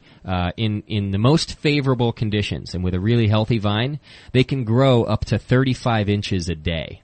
Mm-hmm. 35 inches, which pretty much means you could sit there and watch it grow. You would be able to see it. Hey, Clem, let's watch the hops grow. That would be so odd. Which, for some reason, I could totally see myself doing. A keg of beer and a hop plant, and I'm the most entertained. I'm totally entertained. Did you see that? I'm happy. Yeah. Dork. You see it? It just moved. It just moved. I swear. That one moved. Give me another beer. No, it didn't. Another beer. No, it didn't. I think that'd be great. Look, it was only that big before. Now it's that big. Let's see. Another question from the chat room here. I know you get better extraction from pellets during the boil. What about dry hopping? Pellet, whole, or plug? Depends who you ask. You'd have to do it, I think, yourself to know what you like. Well, John, you've mentioned to me something about if you were to dry hop, say in a bag. Okay, like Dr. Scott's got his hops in the keg right now. In a bag. In a bag, right? Now, you had mentioned that sometimes with whole hops, you can end up with a dry spot. It's possible. In the middle of that bag. It would there'd be, I don't know what the word coagulate together, but there'd be a dry spot in the very center, and potentially something could start growing. Right. It's just theory. Bacteria or something. Chris Graham told me that. That's I've never done it, but it makes sense. Because I don't know, just swell up. I think we need to be shrunk down in a submarine and go there and find out. Find out. Are you stoned, Dr. Scott? That's what I want to know. We all live it. Oh, man. Journey to the bottom of the wort. I think in general, pellet hops are designed to be more efficient in general, right? So, there's a lot of good things about pellet hops and some bad things too. The good thing is they're crushed and it opens up the lupulin gland some. But they're also packed tight, so it does keep it from oxidizing so much. The lupulin glands from oxidizing so much because they are protected. But they also create heat when they do that. So that's the downside. How do they create heat? Pressure causes heat. Right. But when you throw them in, they create I don't follow. No, when they make them. Oh, when they make them. Okay. Yeah. Huh. Plus, they But disperse a lot better. Do you damage it at all though when you do that? Like some of the flavors maybe get stripped. From it? Yeah, it's 2 point. Oh, okay. I forgot exactly what it oxidizes, but it does change some things with a little bit of the heat. Okay. But you do get better bittering out of it for Okay. a few different reasons. But dry hopping, I don't use whole hops At that all? often, Okay. but I'm dry hopping with them now. You are? Yeah. Okay. All right. Interesting. I'm yet to use whole hops. I've never used them. I'm always using pellets. But I'd like to use whole hops just to check out the difference myself. Not only in dry hopping, but in the boil too. I mean, I know that there's pretty much everyone I've talked to said there's no reason to use whole hops in a boil. You're going to get better efficiency out of your pellets, but I like to try it to see the difference myself, I think it's worth the experiment, Right. Well, people have talked about whole hops being fresher too. Mm-hmm. You're not stressing them as much. They're the real deal. They're not engineered. Right. There's also hop plugs too, Right. which are compressed whole hops. Okay. And half-ounce plugs. Yeah. Okay. So if you're into just adding half ounces, Right. And then they explode and they open up and Really? they're flowers. Yeah. I'd like and to they're check not that out. they're not as crushed as the pellets are. But it's the same thing. They've taken a bunch of hops and jammed it together in a plug. In a plug, Exactly. yeah. You just throw that sucker right in there, Right. and it Yep. expands. Yep. That's weird. Yeah. Huh. Cool to watch. Hey, while we're talking about hops, we talked about this for a second last week. I don't know why I like to talk about this stuff, just because it's weird. We were talking to Morgan last week about smoking hops. Dr. Scott, you ever smoked your hops? Like I tried. You did try it? I've tried smoking Since hops. our discussion? No, this Oh. was when I first started brewing. Did I have the discussion before you got here last week? This was before we started this. This is like 2 years I ago, 3 years got ago. any No, hops? I mean, were you in on the discussion last week when we talked about smoking hops? Because I don't remember you First 15 jumping up minutes? and saying you smoked hops, so you must not have been here. I wasn't here. And what happened to you? Just it tasted bad, It just tasted bad. That's It pretty much burned. what Morgan said. It burnt and it tastes bad. but I was curious. Yeah. Yeah. Nothing exciting to share about, and Yeah. See, he said that last week too. He's like, yeah, it tastes bad and you might even get a headache. And Yeah. and I said, yeah, all right, I'm going to do it anyway because I'm just retarded like that and I got to know myself. But, Dr. Scott, you didn't answer the question. No, I haven't tried that. This guy that I heard it from, if you didn't tune in my last bong week. got put away in the 70s. So I don't have any either, but I'm just going to roll it up if I can.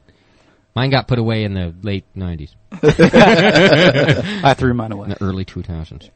Come on, inch it up a little more. No, it's true. The early late 90s. Vinny talks about Columbus hops in his lecture. And smoking them? Well, how they smell like dank. He refers yeah. to it. So. Yeah, I saw that on his sheet, actually. Hey, let's give this thing away real quick while we're at it here, talking about Which hops. thing? We got another gift certificate to B3. It's our fourth and final, I think, unless we renegotiate. It's our fourth and final. So if you want a free $20 to B3, you're going to have to get in on this one this week, because I don't know what we're going to have next week. How are we going to get it away? I want the names of the 4 noble hops. And I've got them written down here. Dr. Scott, do you agree with me that there are 4 noble The hops? original, yes. Okay. So I got the names here of the 4 original noble hops. And I want it over the phone because there's no reason you guys can't call in. I guess unless you're on a dial-up connection and you're using your phone. I kind of want a phone call, though. I want to hear somebody's You wanna lovely talk to voice them. from across the country out there. Use a cell phone. Yeah, there you go. Pick up your cell phone. It's a free call, 1-888-401-BEER. I want to know the names of the 4 noble hops that you use, right? And while we're waiting for that, let's talk about some beers that you use noble hops for and why they're called noble hops. What do you guys know about that? Well, there's Saws hops. Whoa, stop, buddy, stop. I don't want to know the Oh, names you of just them. gave away about $5. I guess you only got to remember 3 of the noble hops. It's And there's 888-401-BEER. All right, Johnny P. I'm trying to encourage the phone calls. All right. Well, a lot of the more delicate beers, like the Bohemian Pilsners and things, that's all they'll use is basically sometimes one kind of hop. Bittering, flavor, aroma, all the way through. Right. They do believe that you don't lose everything in the boil, so you will have some carryover from your bittering hops into the flavor profile. Gotcha. Most of the noble hops have a low cohumulin level, Mm-hmm. so it's believed that they have just a mellower, more kind of a pristine, kind of a bittering flavor, everything to them. There I think it's the exact reason. Well, the general reason they're called noble hops, why they were originally, is that softer Right. and was considered then much better bittering quality out of that Right. hop than other hops which were considered inferior because Ones they we don't had a- even see anymore. right with their harsher bitterness Right. and just and poor efficiency. So Noble, Right. the name Noble became because these 4 strains really were superior Right. to the other hops around. And you want that soft, nice, smooth bitterness in a Pilsner In a nice Pilsner, nice soft Pilsner or a Helles. or a Helles too. Yeah. Are they used in ales? I've used the IPA you guys are drinking now is all Saaz. That's not true. It was boiled with all Saaz, and then it was dry hopped with Cascade. But the whole boil was done with Saaz hops there. But what about in general? Spicy. Yeah, a little spicy. I used Amarillo in the original one, but it's out of season. Yeah. But that helped. That was nice. Amarillo's nice. I like Amarillo, and that's a smooth one too. Popular I think right you now. get It's like- bitterness, but it's smooth. Yeah, well, it's like a super Cascade. Okay, all right, It's fair got- enough. It's got a lot of that So, piney, citrusy kind of. what about then commercial or craft brews? Are there any other ales besides mine that are using Noble hops? Anybody? You guys got any examples of that? I'm not sure. Chat room maybe. They know. I'm gonna look up in the book here. Dr. Scott's Yeah. brought his ale Bible, his beer Bible. I got several beer Bibles. That wouldn't be It's full of without. info. Yeah. Yep. I don't have a beer Bible. I have a beer shrine, but I don't have a beer Bible. Your recycling bin? Between that and my kegerator, is pretty much my beer shrine. I think we got a phone call coming through, so we'll see if they got the answer to the 4 Noble hops. A couple, like I said, Mount Hood is an American derivative of Noble hops. Also, Liberty. Liberty is one that was bred to be similar to the Noble hops, and that's an American one. Sam Adams Boston Lager uses Hallertauer Mittelfrüh. Ah, there you go. But then I guess what they always say too. Lion. Oh yeah, they do. They say Yeah. it on the thing. You got a phone call there for us? All right, let's see what's up with that. And I just spilled another $5. Yeah. Oh, please, Dave. Go ahead. Hi, you're on the air. Yeah, Hey, how you doing? How's it going? What are you drinking first? hi. An IPA? Cool. Nice. Your own IPA? Yeah. What kind of hops did you use? I don't remember what I used in that one. I'm trying to figure out who's drunker, you or me. I don't know. What's your name? My name's Brian. Brian, and where are you calling from? I'm calling from Barstow, California. Are you Barstow. serious? Dude, I'm Yeah. from, you want to know that this is weird because nobody's from that place except for you and me, Brian. I'm from Hesperia. Oh, really? So what, I was 40 minutes south of you, right? Yeah. Barstow, you got a little more happening than we had in Hesperia. Let me tell you something about Hesperia. There's nothing to tell. I know. Right? Barstow's even worse. It's the high desert in California, so it's a good 30 degrees in the winter and 100 degrees in the summer. Is that about right? Yeah. Yeah. But there's always About plenty to do. 105 right now. How hot is it? About 105. 105. Oh man. But like it is in the studio. Yeah, here. just like it is in the studio. That's why I built the studio with no AC, because I wanted to remember my roots. You know what I'm saying? Thank you. Yeah, you guys are welcome. Jerk. And I wanted you guys to have to experience it. Although Barstow has the outlet mall. You guys got lots of outlets there, right? Yeah. That's your claim to fame, isn't it? Yeah, that's about it. What do you do out there, Brian? I ride motorcycles and go off-roading a lot. Nice. That's about all there is to do. It's all desert. That's what I did when I was there too. Rode motorcycles. Got in motorcycle accidents, broke motorcycle parts, Broke your body. all that kind of stuff. Bones, yeah. How long you been brewing? About 2.5 or 3 years. Okay. And are you doing are you doing lagers or you're doing ales mostly? I've done a few lagers, 3 or 4. That's about it. Okay. Now, when you That's do all an I am. ale out there, how are you keeping that at fermentation temperature? Do you have to fridge that too? They have air No, I conditioning put it in out a there. I put it in a tub, like a little tub, and I put water in it and Aha. put ice cubes in the water. Nice. That's what I'm going to do with my next batch. I've not done Keeps that it yet. pretty constant. Okay. All right. All right. Well, I don't want to keep it too long. You got the answer to our question? Yeah. All right. Go for it. Holler Tower, Yeah. Petnanger, Yeah. Spalt, Yeah. and Czech sauce. There you go. There you go. Brian's Nicely our done. winner. Now, did you just look that up on the internet real quick? No, I looked it up in a book. Well, this is an open book test. Yeah, it's totally open book, so you win. All right, we're going to give you $20 to spend at B3. You ever shopped there before? Yeah, that's the only place I shop. Oh, nice. What you gonna buy? You got any idea? I don't know. Hops. Probably another kid or something. There Cool. you go. Now, do you have any homebrew supply shops near you at all?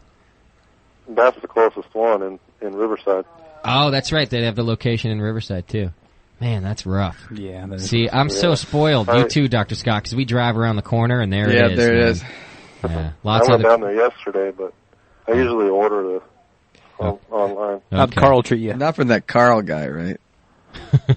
Is that the yeah, guy I saw down him yesterday. Nice. Next time you see him, tell him Dr. Scott hates him. there? That's not nice, Dr. Scott. Yeah. Hey, he knows what I mean. All right, Brian. Hey, cool. So hang on the line because Andy's going to take down your information. We just need an email address from you, and we'll send you the gift certificate. You can spend it online if you want. All right, thank you. Cool. Thanks for the call. Hang on a second. Okay. Cheers.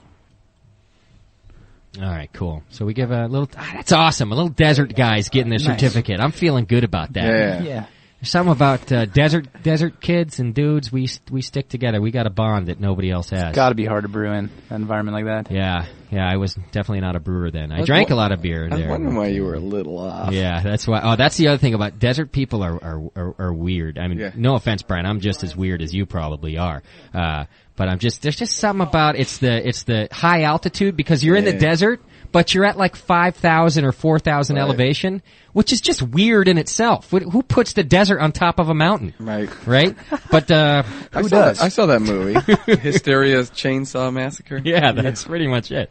Although, and as weird as the place is a huge population up there. It's really spread out, but like when I was in high school, we graduated like 5,000 kids in one graduating class. That's horrible. Which is just huge, you know what I mean? Which is the other reason I'm not too bright. But Yeah, they had a lot of time. A lot of time for everybody. yeah. Oh, it's like 60 kids in a class. Oh my god. Yeah. I had to make friends with all the teachers and give them beer in order to pass. Yeah, kind of like a freshman class at UCLA. Is that your med school? Is that where you went? Yeah. Yeah. Yeah, you look at the professor and he looks like Mick Jagger from the last row. That's great. All right. Waving his hands. Yep. That's cool. Thanks, Matt. All right. You guys got anything else to cover about hops? Because I'm about ready to move on to Vinny if you don't have any other important things. I think we pretty much covered everything. All right. I think the questions have been answered. No, there's lots There's more more. to Have been cover, but discussed. Talk Is about there- first word hopping. yeah. Go for it. Yeah, let's talk about, we only talked about pretty much post wort hopping and wort hopping. What about mash hopping and the other processes? I mean, Right. some people, Pre-boil. like Vinny and his Pliny, pretty much hops in every part of, Hey, he's trying to get more hops in there than any man has ever gotten. which, He's achieved. I appreciate. He does it and well. I respect. It's not that easy. No. I can read his whole hop bill, right? He gave it out, and it's going to be on the lecture too, right? Go for it. I'll tell you what. Well, he said it was okay call to us air if it, there's so- a problem. Vinny's cool. I don't think I have a problem with it. So. All right. All right. Well, when we'll have him on the show and he can kick your ass then. That's fine. In August he'll be here. So. I'm fine with it. Is he coming in August? August All 14th. right, cool. Yeah, I'll just run through it real quick. Chinook, 1.5 ounces. That's in the mash. Although he writes that down as optional. See, as a homebrewer, I add it to my mash, but I think it just brings out flavor. It does. Okay. You're not getting not any aroma, but just flavor. Okay. Yeah, Well, that's interesting because I would have thought you would get aroma because you're not really breaking things. you're boiling down. it all off. Oh, right. But it doesn't. Right. It's the things that will boil out the hydrocarbons. Yeah. If you throw them in early, they just into the steam. Where when you put them in the mash, it gives them time to oxidize. Yeah. By oxidizing, they will actually dissolve Okay. into the wort, and then they won't boil off. Interesting. Okay. So it will.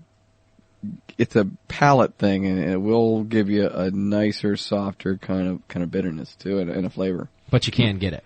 Yes. Okay. And mostly you're going to see it in lighter beers like Pilsners. Would you get lighter beers like that? Interesting. I don't think you're going to get a lot of difference, that subtle difference in a big IPA. right? Now, Although- would you stir it in with your mash, or would you just sparge on top of your? I would mash? probably sparge on top of it. And rinse- Okay, interesting. I recirc almost the whole time anyway. Right. Okay. I occasionally mini mash, not just extract, and I think the next time I do an IPA, when I'm actually intending to do an IPA, I'm gonna try it in my mini mash too. You should. You know, just You should do a full all grain. Do you have to stir it around in there, or are you just it's just like doughing in and then you let it sit? I let it mash for like 15 minutes or something, then I add them in my hops. Last 30, 45 minutes. 30 or 45 Just minutes. Put it on top, you know. Okay. Just get it wet. Let it be warm. How long are you letting it sit in there, Dr. Scott? I usually put it in when I first dough in. You do? Leave it in there. And for the whole time? Yep. Okay. Okay, so Pliny the Elder is doing 1.5 ounces of Chinook in the mash, 2.75 ounces of Warrior, which is at 15.6 alpha acids for 90 minutes. Wow. Half an ounce of Columbus, which is 12.2 for 90 minutes. 1 ounce of Simcoe, another 12 at 45 minutes. 1 ounce of Columbus, up at 14.3 alpha acids for 30 minutes. 2.25 Centennial, which is, this is his small one, 9%, 9.1%, 0 minutes. So that's his 1 minute guy right there, right? Mm-hmm. 1 ounce of Simcoe again, 0 minutes. 1 ounce of Columbus, dry hop for 2 weeks. 3/4 ounce Centennial, dry hop for 2 weeks. 1.25 Simcoe, dry hop for 2 weeks. Wow. Which is awesome hop. I wonder if his brew was one of those, like, you know, I've got all these hops left over in my freezer. Yeah, That's me. That's how Yeah, it started. Yeah. Well, you got to remember this beer is what starts out at 1073. Yeah. The amount of IBUs that you're calculating that you're putting in there does not necessarily mean what you're getting out in the finished beer. Right. Especially because a lot of those. You've got a high alpha beer or high gravity beer. It's not going to dissolve in as much. It's going to be a pretty vigorous fermentation. You're going to scrub some out that way. Yeah. So- Over 6.5 ounces of those are Right. dry hop and is 0 minutes. Right. So So you're going to get mostly the flavor compounds. what about his Columbus that goes in at 30 minutes? You're going to get probably about, I think, 15 to 20% utilization on You that. will. Yeah. Okay. Okay. His other ones are all 90, 90, and 45. Yeah, you're going to get so. topped out at probably 30. So you got all that. He's also using California ale yeast. So check that Pretty out. common West Coast strain. Yeah, it's a nice clean. It doesn't give a lot of yeast flavors. I got his Good. malt bill too. I might as well give that away while I'm at it, right? Well, You still have to brew it, so, I mean, It's going to be different. His malt bill is 85% 2-row, 2% Crystal 45, 6% Carapils, and 7% dextrose sugar. So that's corn sugar. there you go. B3 also has their kit, so. Oh, it's the Pliny kit, right, Yeah. from Yeah. there? Yeah. All right, there you go, Brian, if you want a little hoppy Pliny. So don't write all this down. Just order the kit. Yeah. You know what's interesting about the guy I was talking about, the Australian who doesn't like hoppy beers and doesn't like dry hopping and all that? He had Pliny the Elder on tap at his bar. Yeah, That contradicts everything. Yeah. Douchebag. Well, no, he just says that it's gay for him to do it. Yeah, that's all. Everyone else could do it. It's fine. Yeah, it's a pain in the ass. Why do that? It's a pain in the ass. Okay. What else, guys? First word hopping. Go for it. That's what mash hopping is. Same thing? Well, no, I put it in the boil kettle to Yeah. have it sit there. It's the same thing. Is it the same thing? It's a different one. You put it in the mash hops. Okay. Other when you put it in the boil kettle Okay. when it's coming up. But they do the same exact thing. Just about, yeah. Okay. Did not know Another that. spot you can put some more hops in there. Okay. Which I'm always looking for. Yeah, why not? And it does it. Basically, it steeps it before it boils it. Okay. So it gives it a chance to get some cool things that are, you're trying to dissolve stuff into the wort Right. and rather than boil it off instantaneously. So if you can get it in there when it's, at a little lower temperature, 170 or so, it's better than popping it in there at 212. Would you put it in raw, whole, or in a bag as a home brewer? It depends on what you're trying to do. Okay. I don't like fighting to strain my beers to get them clean looking Right. or having things clog up other stuff. So I like hot bags. Okay. Do you still use hot bags with everything that you have on your system? Yeah. You have a diverter plate, right? Mm-hmm. You still, yeah. Still use hot bags. No way. Okay. I don't like That sounds like overkill, but wow. Hey, you saw my system. I did. It's overkill. That's awesome. All right. One of these days I'll post it on the forum what my system looks like. Be on the Doe site. Yeah, we got to do that. Peterson's got that. You gotta Soon, do that. one day. What's the Doe's site? Clubdoze.com. Okay. It's our club. The local homebrew club, right? And support your local homebrew club too. Oh yeah, and if anybody's out there listening from the local area, we're gonna have our monthly meeting, Doze meeting at B3 tomorrow night, 7:00. And what are you guys going to talk about there tomorrow? Hop utilization. We were supposed to have it last month, and it turned out. Really? Yeah, Rochelle was gonna do it, but she was sick. That's a lot of hops in 2 days. Yeah, so we're gonna do that. What the style is, I'm not sure. I'll have to check. We usually have a style talk, gadget month, a few other things. You're bringing your wort chiller again? I haven't upgraded that yet, so. Okay. All right, we're going to wrap it up, kids. Okay. I do want to announce a couple festivals that I found out about for you guys today. There's probably a lot more than this. I weeded through a few of them, being that it's American Beer Month. I thought I'd give you guys just a couple. Let's see. July 2nd, the 9th annual Colorado Brewers Rendezvous, which is in Salida, Colorado. There's going to be 34 Colorado breweries there, plus a few from New Mexico. It's $20. It's at the Salida Town Park. So $20 gets you a collectible pills glass, 12 tickets for tasting, which are 4-ounce samples. They could have done a little better than that. And you can how many ounces again? 4 ounce? 4 ounces. Wow, it's a sip. Yeah. It is a sip. A little tiny sip. It's horrible. It's But not you beer get drinking. But you get 12 of them. 12 sips. So? That's what, 3 beers? You get a glass too. Oh, okay. So there you go, $20. It's 1 to 5 p.m. in Salida, Colorado. You can go to coloradobeer.org to check that out. July 9th, the Barrington Microbrew Fest in Barrington, Illinois. I know we got some listeners and some forum posters from Illinois. 35 beers from 16 Midwest brewers there. Admission includes a glass, lunch, t-shirt. T-shirt only goes to the first 500 people. So get there early. Live music, brew tastings. It's at the downtown Barrington in the 4th of July Brat Tent. Hours are 1 to 5:30. $30 in advance gets your ticket. $35 the day of the event. You can go, email. Oh, it's too long of an email. Call 847-382-6136 for information. July 23rd but in California, Santa Barbara, California. The Santa Barbara Beer Festival and Motor Classic, which is an awesome combination. You get to see cars and drink beer. It's a car show and beer festival combined in a 230-acre park. But you can't touch the cars. Don't touch the cars, just the beer. Located in beautiful Santa Barbara. 25 beers will be featured. Its location is Ellings Park. You can go to... it's $20 to get in there. It's from 12 to 4 p.m. I say July 23rd for that one. And 805-569-5611. And then, of course, John, talk to me.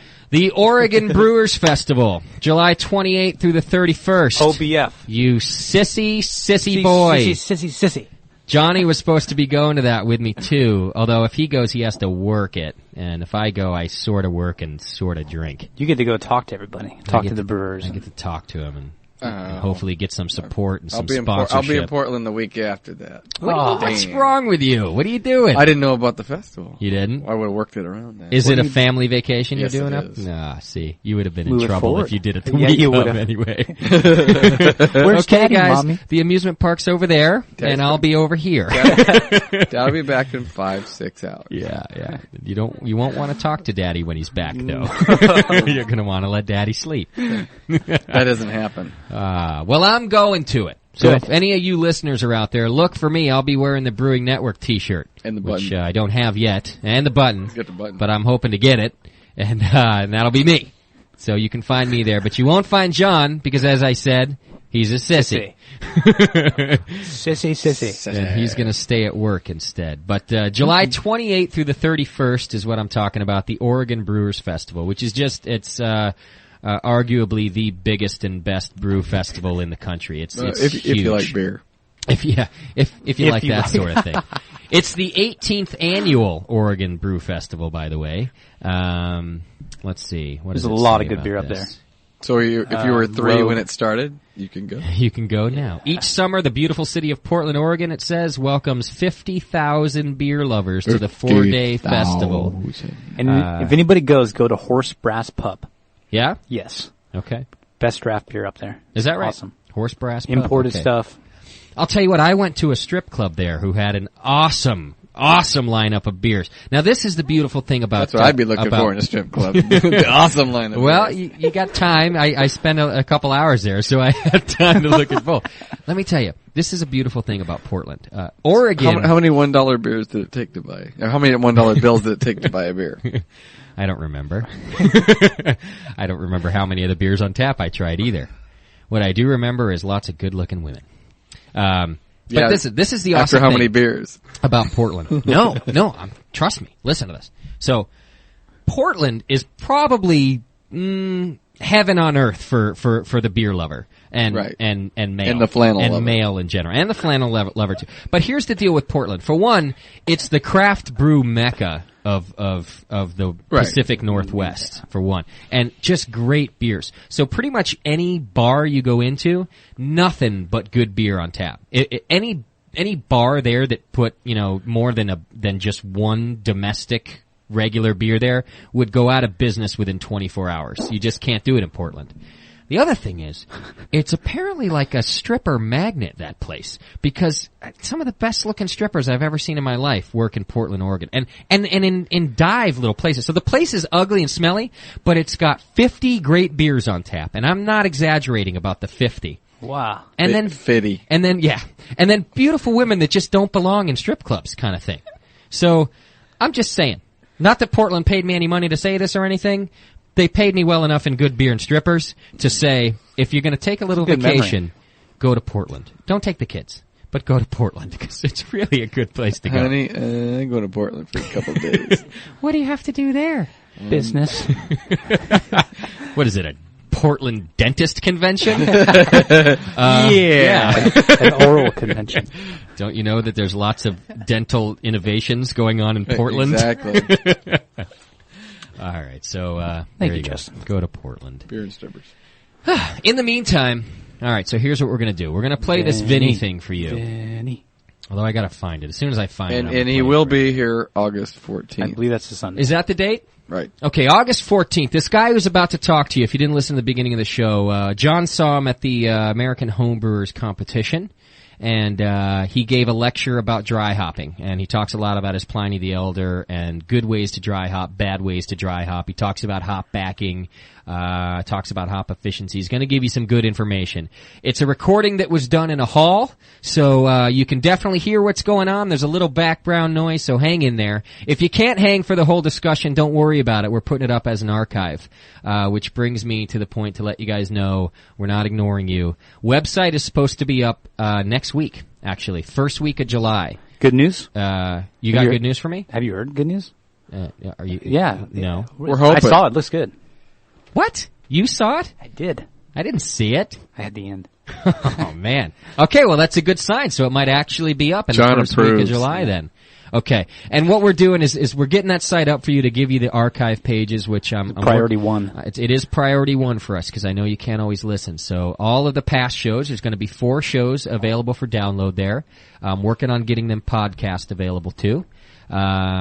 We're going to put this lecture we're about to play for you guys on there. You're going to be able to download that and listen to it, as well as how many other lectures did you get? One other one from there One too? on farmhouse sales. Okay, one other lecture that'll be up there for download also. So we're hoping by next week, guys. Our webmaster was injured, and we had to make some compromises, and we're making it happen. Yes. So he didn't cut himself on a carboy. And next No. week we have Next week we're looking at Jamil. What's his last name? Zanishev. Zanashev. I was going to say Zainish- Zanaskowski or something. Zanishev? Zanishev? Jamil Zainashev is one of the most award-winning homebrewers from the West Coast. How many Ever. times has Ever. he won? Ever? Is that right? How many could- you times could has he won argue that. Homebrewer of the Year? Well, he got Ninkasi last year, 2004, so Okay. largest you could do in the nation. So Ninkasi. Plus, he's been Homebrewer of the Year. Yeah. Plus, he wins competition after competition he's after on the governing competition. committee too, Brewers Association. He wrote 2 articles in the last Zymergy. Is he cocky? No, Not at all. Humble he's, as you can be. He's cool? So cool. Really? Yeah. Yeah, yeah. All right, good. Then we'll all get along just fine next week. All right, so He'll- Jamil's coming He'll in. drink your beer with a smile. He will? and he's He bringing doesn't beer, like and it. he's going to sweep up our studio for us. Is that right? Yeah, that's what he said in his email. All right. He's going to sweep up for us. So. Okay, well, I we got a could always- vacuum ready too. could So always have use your a good questions spoon. ready for him, and he's a competition Guru. guru. Okay. And if you got any kind of questions about what do I need to enter competitions or win competition, what should I be looking for, little things to give me a couple extra points. Yep. Those are the questions you want to ask him. Okay. So is it competition talk or what should we? It's an anything talk. He knows a lot about beer, so Yeah, I have a feeling there's going He's to be a lot of he's questions good on for him. styles too. yeah. Okay. That would style. All right, the next week is going to be the style show. Yeah. We're going to talk about Styling. different We should styles try of beer. surprising him too. That's a with great like idea. styles. Yeah. Stump Jimmy. Stump him. Jamil? The Stump Jamil show. All right, then that's next week contest. Yes. If you Make- can stump Jamil, you get the prize. Yes. All right. That's Which good. is Dr. Scott's homebrew system. Sweet. Yeah. Which is what? A 2050 like 20 B3 sculpture. How many gallons Decked out again? 2 counterflow 20 gallons, chillers, right? all silicone, hardline, 2 pumps, 8 ball valves, Oh yeah. 2 conical fermenters externally cooled. Yeah. HEPA filter. I'm getting excited in more ways than one. Just want to tell you that. Thanks. All right, I'm gonna just play a tune real quick. We're gonna go out Is it with the beer song? I'm gonna play you guys the beer Yes. song. I'm gonna play this while I'm setting up the lecture. So hang in. This song though is hey, it's just as good as the lecture and the rest of the show. If you ask me, this was by one of our listeners. What's his name? I don't know. I forgot. Dude. Tell him to email you. He didn't really care about the whole thing. I actually asked if I could get him on here and do a phone interview, and he's like, well, I'm busy. I guess if, he's like, I guess if people really like it, I can try to do it. So if you guys, we played it only once. I played it the second week of the show, and people who heard it loved it. It's an awesome song. It gets stuck in your head. Me and my friends that, we went up the coast to the brewery and everything the other day, we were singing it like the whole way. We only knew like the chorus. We couldn't remember the rest of it, but we just sang it over and over again. It really sticks in your head. It's an awesome homebrew song. It's all about homebrew. So we're gonna end the show with that. And I think we should make it a tradition to end the show. Yes, I with think it, so. too. Yeah. Yeah. I forgot to do it last week. I don't know what was wrong with me. Cha-cha-cha. Little banjo.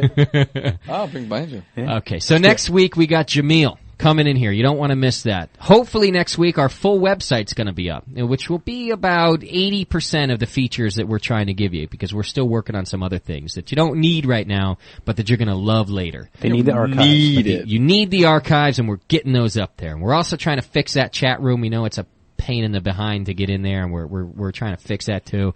Hopefully when that site's up, everything's much smoother for you guys. Smooth. And then smoother for us.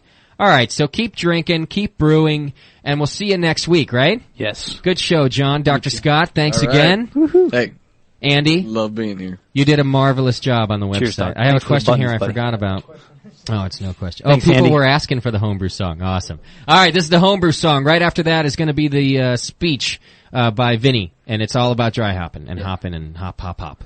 Hey, you're the hip hop Live guy. from National Homebrewers Conference. Good night, everybody. We'll see you next week. Pale ale is a friend of mine, and I sure like good barley wine. Chocolate porter, cherry stout, don't you know what I am talking about? Don't you give me that American crude, boys, I want a real homebrew. Homebrew, don't you really love it? Homebrew, can't get enough of it. Homebrew, it blows my mind. I love homebrew all the time. Yeah, I think I have me, well, I have me one right now.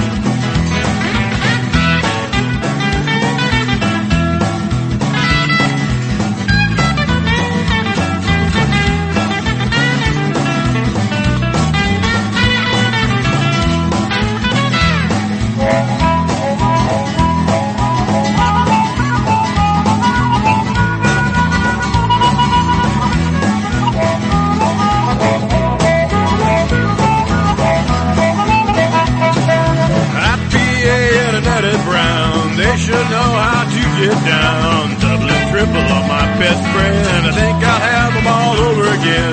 But don't you give me that American crude, boys, I want a real homebrew. Homebrew, don't you really love that homebrew? Can't get enough of it. Homebrew, it blows my mind. I love homebrew all of the time. Yeah, I think I'll have me, well, I'll have me one right now.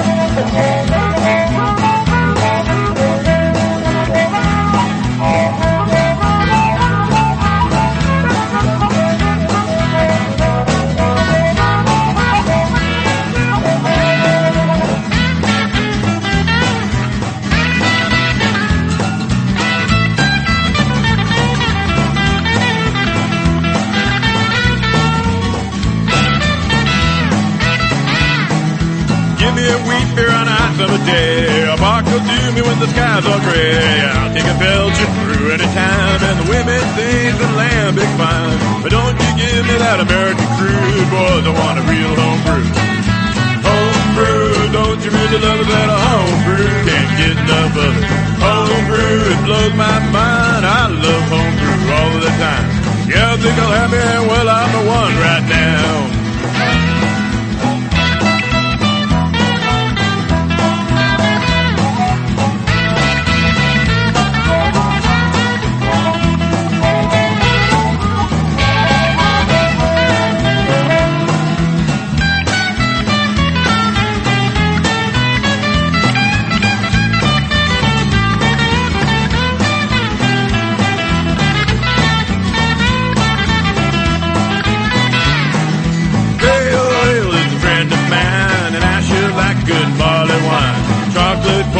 Cherry stout, yeah, you know what I am talking about. So don't you give me that American crude, boys, I want a real homebrew. Homebrew, don't you really love it that homebrew? Can't get enough of it. Homebrew, it blows my mind. I love homebrew all the time. Yeah, I think I am that, well, I'm the one right now.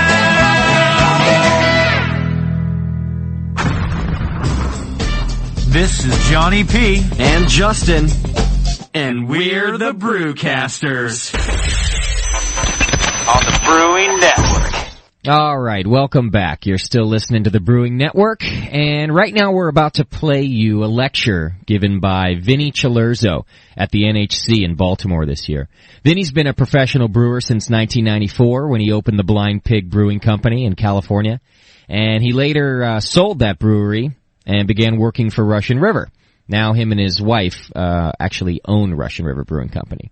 So he mostly focuses on Belgian ales and extremely hoppy IPAs like Pliny the Elder, and you're going to hear a lot about that.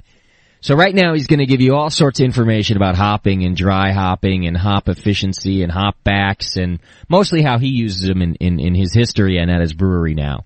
So it's a great lecture, lots of information. It lasts about an hour. And it's really good stuff. So Vinny Cilurzo from the Russian River Brewing Company. It's a live recording from the NHC this year. Enjoy.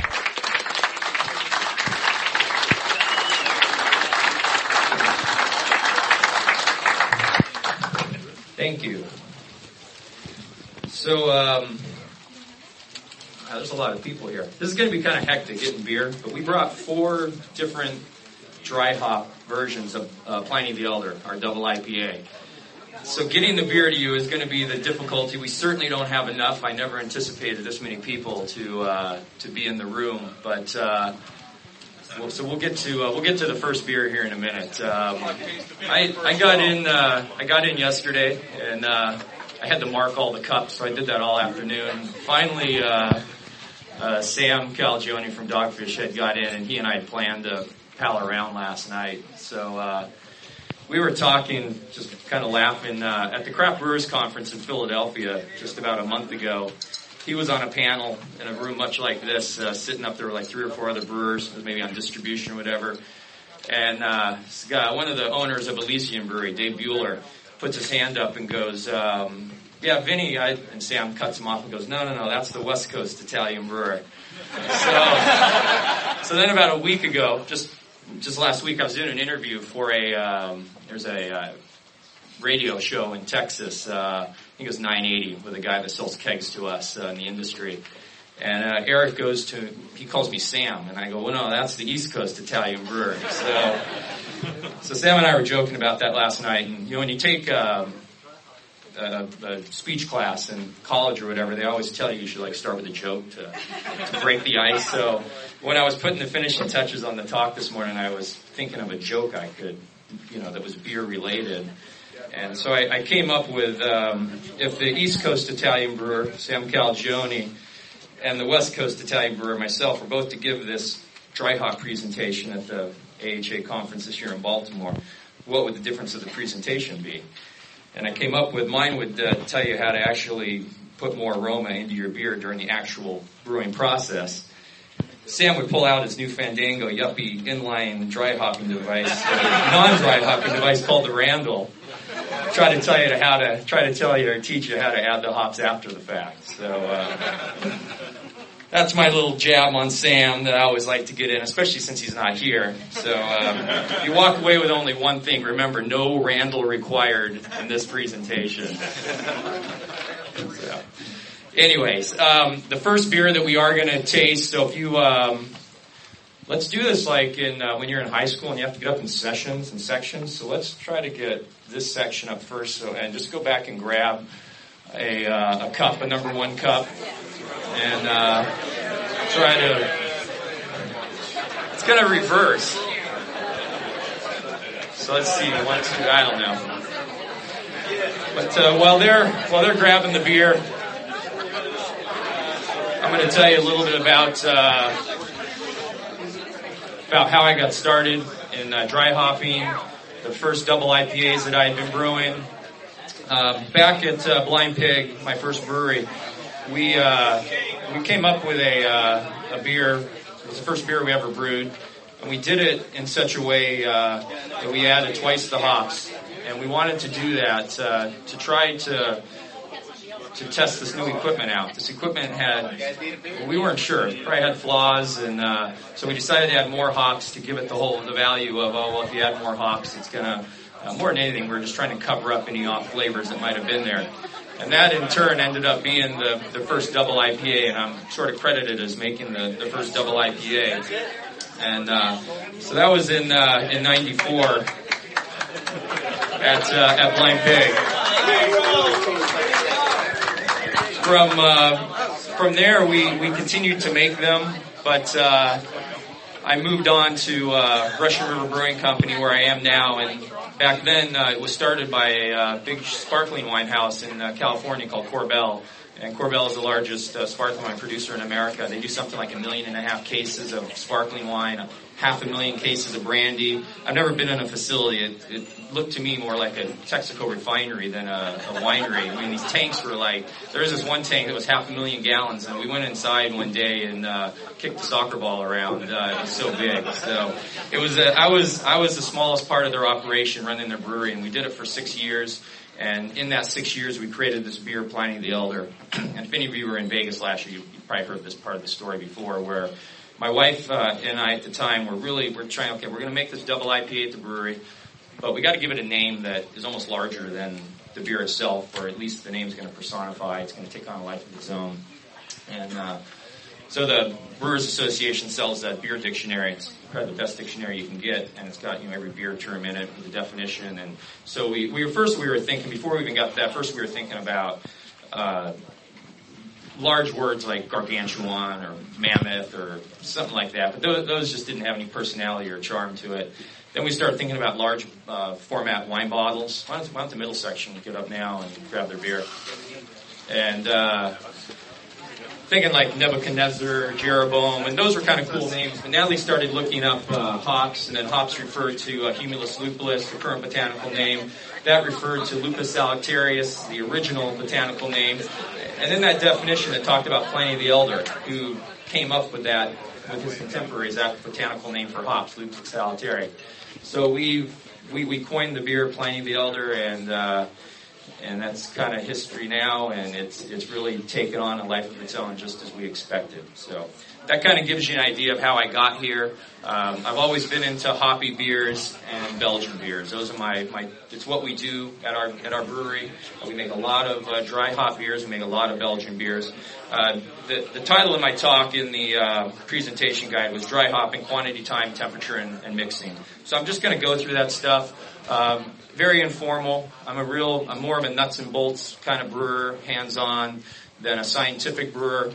The beers we're tasting today are just a snapshot of me pulling samples out of a tank at the certain time. We add our findings to it. We transferred the beer off the findings, carbonated it, very rough and crude. I think we had them in Cornelius kegs. Snapped the outlet corning fitting on the outlet, had the keg in our cold box for 24 hours with it connected. So, one of them, I think I forgot it, and it got a little more carbonation. One's probably under, so it's not really super sharp on the CO2 levels. But more what I'm trying to get across is how a beer will progress and then I want to talk about some of the things that we do and what other brewers are doing as well in the industry. So the first of the handouts is the one that actually has the title on it, Dry Hopping, Quantity, Time, Temperature, Mixing. The second handout was actually my handout from last year in Vegas, where I actually gave out the homebrewed version recipe of Pliny the Elder. I just thought I'd throw that in because I was assuming that there's probably a lot of people here that didn't make it to Vegas because of the geographical differences there in distance. So let's start with varieties. And on the main sheet, I've got listed popular American dry hop varieties. This is more geared towards professional brewers. My good friend Matt Reynoldsson at Firestone Walker Brewery in Paso Robles, which is in Central California, actually combined these for his talk at the Craft Brewers Conference. And a couple of those are my contributions. Columbus, the Dank, I feel like that was my contribution. And the Simcoe and the Amarillos were also, and also the Trix. When I use a lot of Centennial, it tends to smell like Trix cereal. So I'm proud of those ones, those particular, and Dank works really well in Northern California. So most people in California get that. I'm not going to read them to you, but those are descriptions that brewers gave. This isn't from Hop Union or Yakima Chief. This is what brewers are saying, like, oh, I think Columbus smells like onion or garlic. And to me, one of the real keys to dry hopping isn't just sticking with one variety. It's blending. And these ended up being Matt and my favorite varieties. But I do want to thank Matt for although he's not here to hear this, for all the contributions he made, because I was able to use a lot of information off his presentation. As quantity goes, what you're going to taste today is half an equivalent on a homebrew scale, half an ounce of hops per gallon of beer, which, nowadays, that was a lot when I started homebrewing. Nowadays, there's brewers going 2 pounds per barrel, which is equivalent to an ounce per gallon on a homebrew level, and so we're going to talk a little bit about going the other way by almost less is more in dry hopping, and so going with those quantities, I heard someone say, I just overheard someone go, oh, kind of half an ounce per gallon, that's a lot, and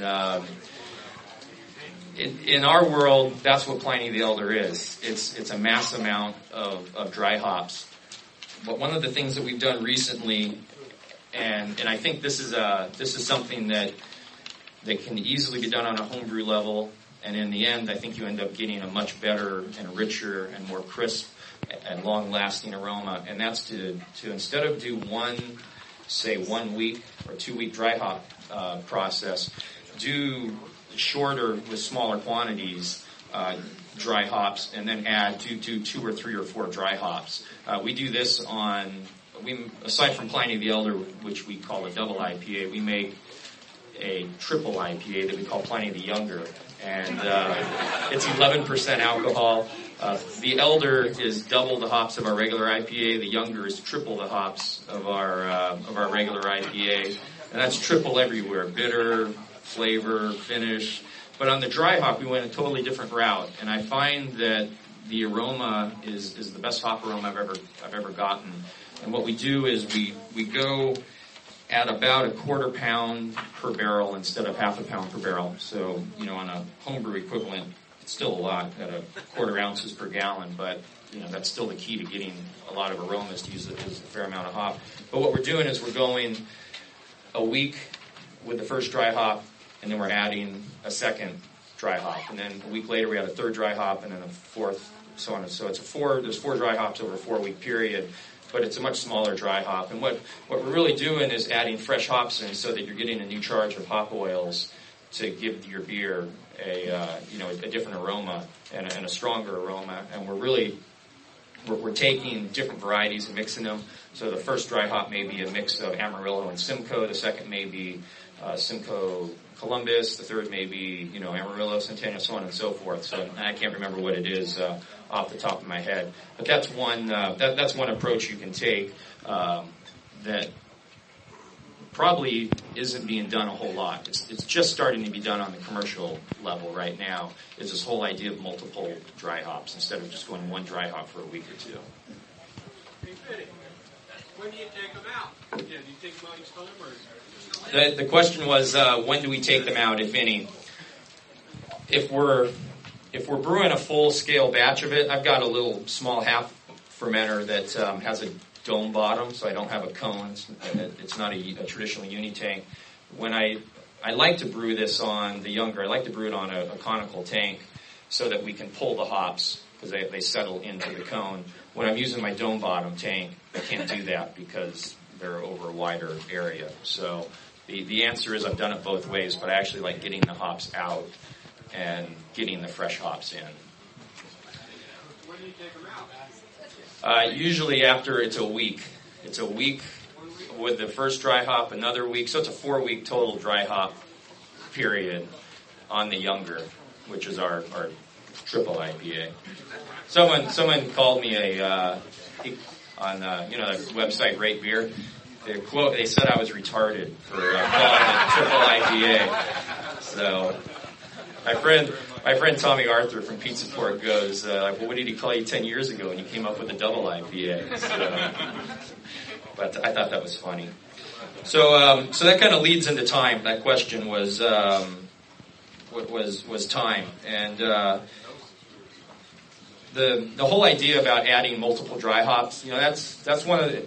And you'll probably hear me reference Dogfish Head a lot in our talk here because they're one of the brewers on the East Coast that are getting big hop aroma into their beers, and they're doing that. They're adding multiple dry hops into their beers. I can't remember one of them. They're doing it for several weeks on end. So, but there's a brewery that's doing it successfully, and their beers always show a really big hop aroma. You do strictly. Whole hop or pellet? Have you noticed any difference? Have you tried both? Yeah, the question was, do we use whole and flower hops, or if we use pellets? And we do a combination of both, and we'll usually do the flower hop additions for the dry hops towards the end of the dry hop process. We have equipped in all of our serving tanks in our pub, because we're a brew pub / production brewery. In all of our tanks, the only thing is I had built new because I couldn't find any used. I'm cheap like that. I try to buy everything used, but I had these little handles built on the inside to tie my dry hop bags off to. So our beers can potentially be dry hopped on the server, and we do that with the younger. So basically, the longer the beer sits in the server, so closer to the end of the tank, there's more dry hop in it. So. Do you ever have problems with grassy flavors? Yeah, the question was about grassiness. We don't. No, I've never had grassy come up. Although the hops we choose, like the hops in Pliny the Elder, we use a lot of Simcoe, and that's got a big pine character. So I always get comments that our beers are very piney, but we don't get a lot of grassy character. So if you want, maybe. One of the sections, I guess since you started, you guys should be the next. If you want to go grab you guys grab the number ones, right? No, we got two. Okay. So let's just keep rotating through.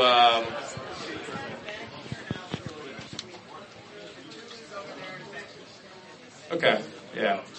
Well, just however it gets passed out. There's more here to drink than anything. So, but the one question about whole and flower hops and pellets, and I'm sure I'm not telling you don't know, but when you use whole leaf hops or flowers, it's never, it's funny how they call them leaf hops, because if I grow hops as well, I have a hop yard, and you always try to get the leaves out. You want to get the leaves out. So leaf is like the worst thing you should say. So I always try to say flowers, but the flower hops is a non-ruptured lupulin gland, and so it's a slower release of the oils and the acids when you're brewing with them. Whereas the pellets, through the hammer mill that they're getting put through, the pellets the lupulin glands get ruptured. It's a quicker release. I find that the flowers are more soft and a little more well-rounded, where the pellets are a little more upfront and a little more direct.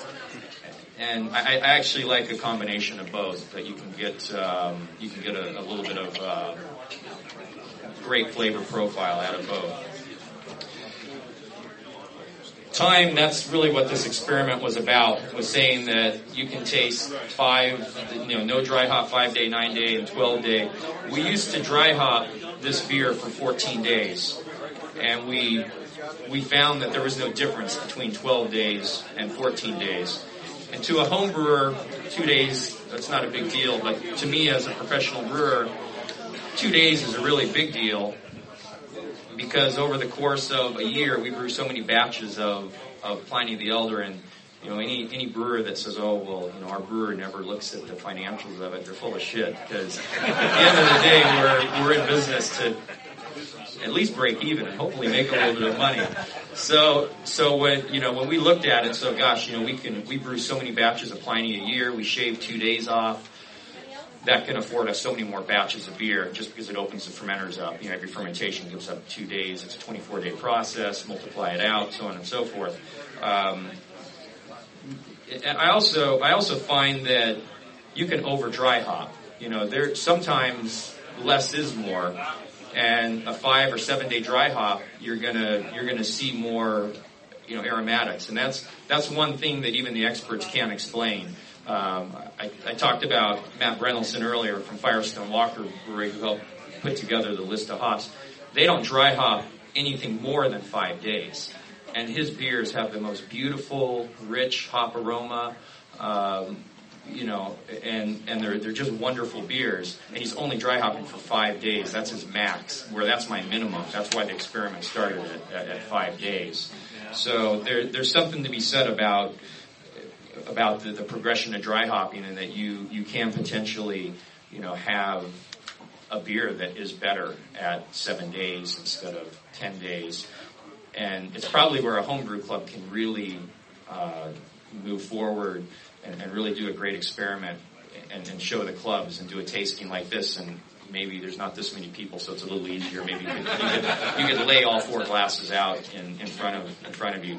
I had this vision like everyone would have 4 glasses in front of them and be able to taste it. You're listening to the Brewing Network. What we have in progress here is a lecture given by Vinny Cilurzo at the NHC this year in Baltimore. He's from Russian River Brewing Company, and he's talking all about hops. So let's get you back to it. So, anyways, there's a question in the back.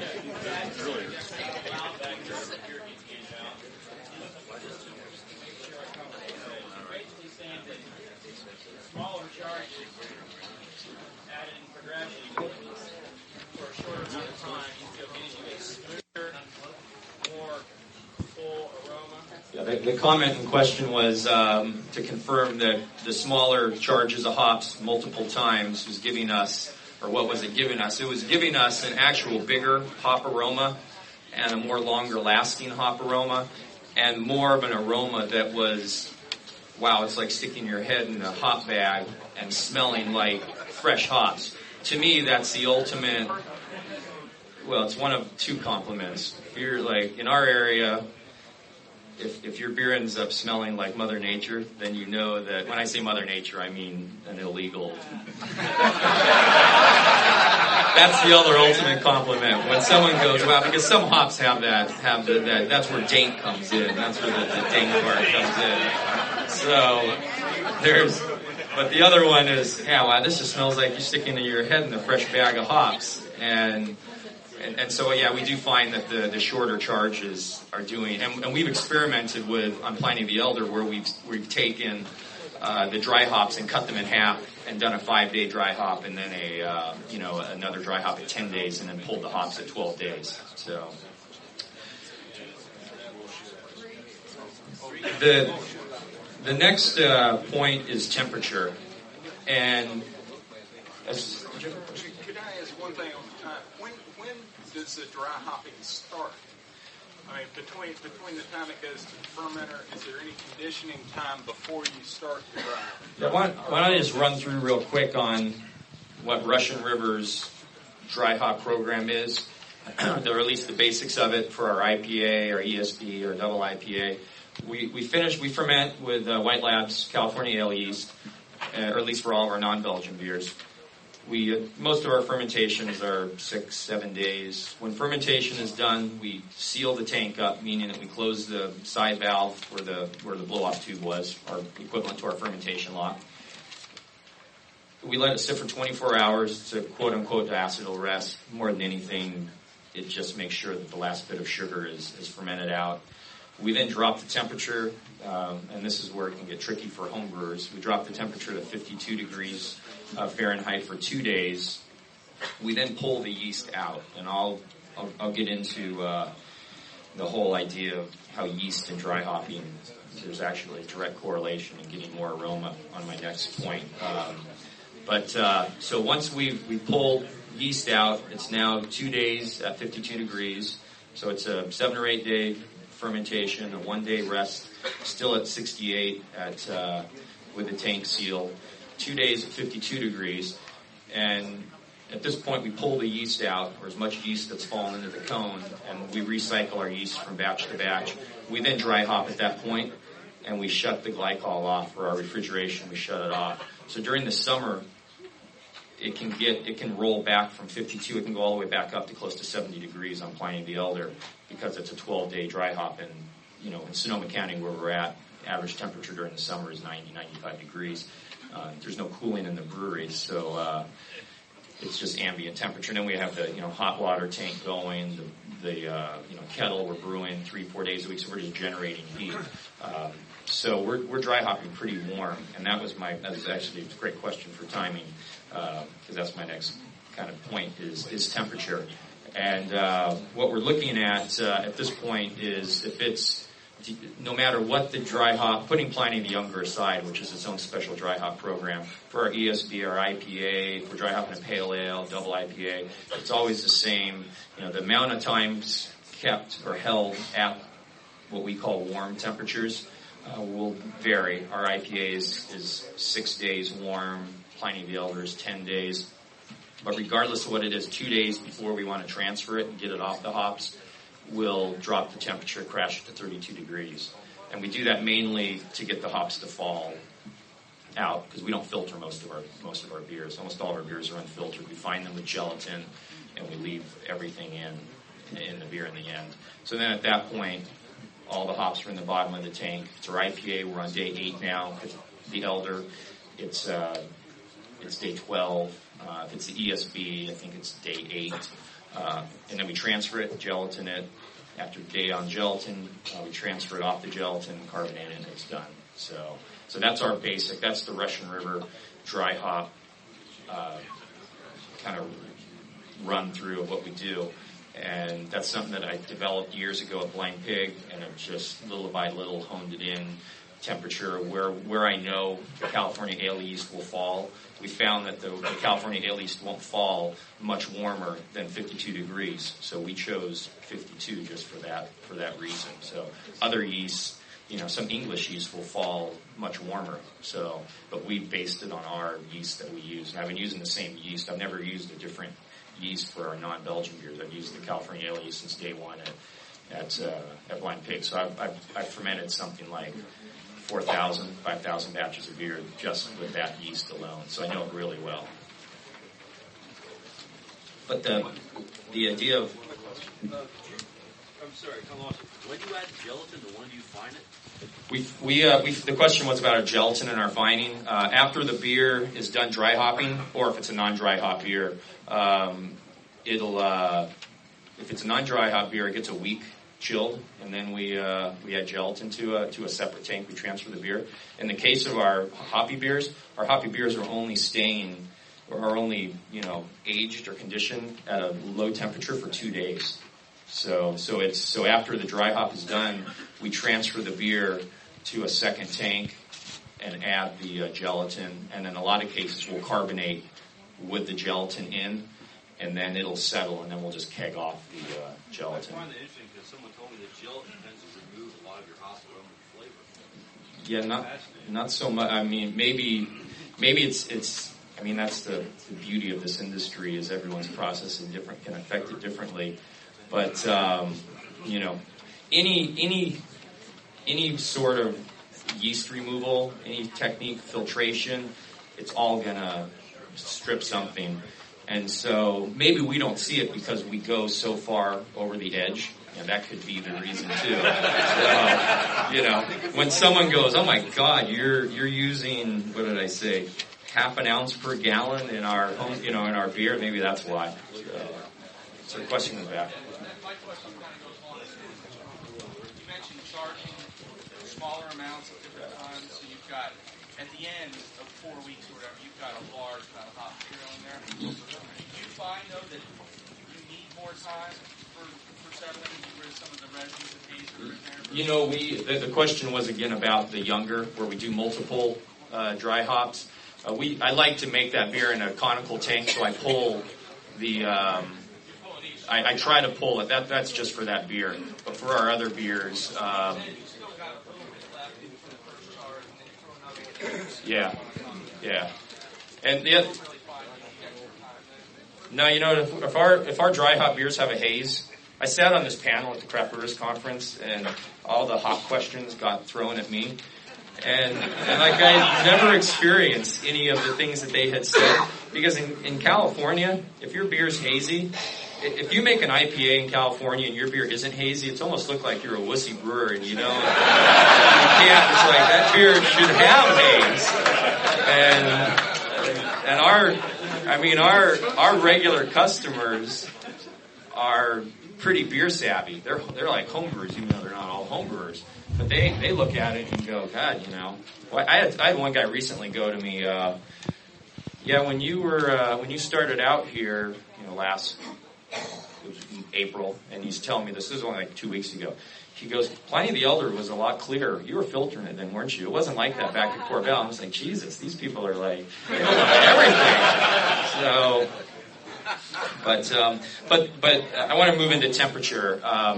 That's temperature. Dry hopping warm is something really new to the craft beer, at least from the perspective that I get talking to brewers.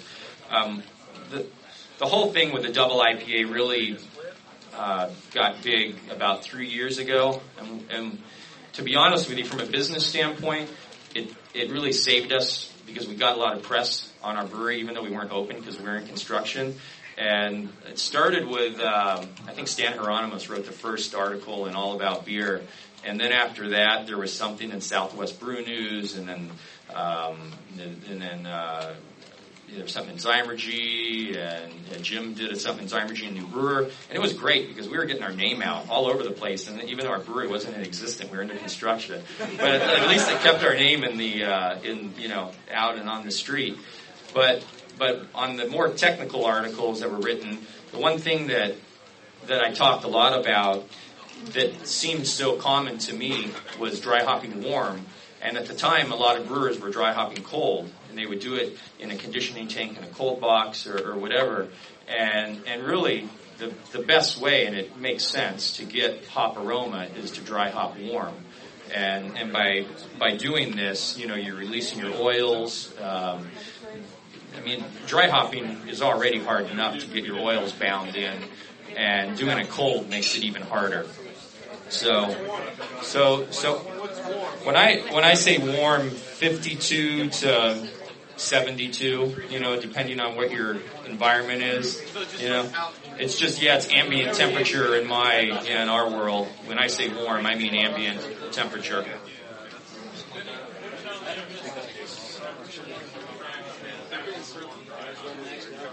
The question was, after we're done dry hopping, what do we crash the temperature to? It's 32 degrees Fahrenheit.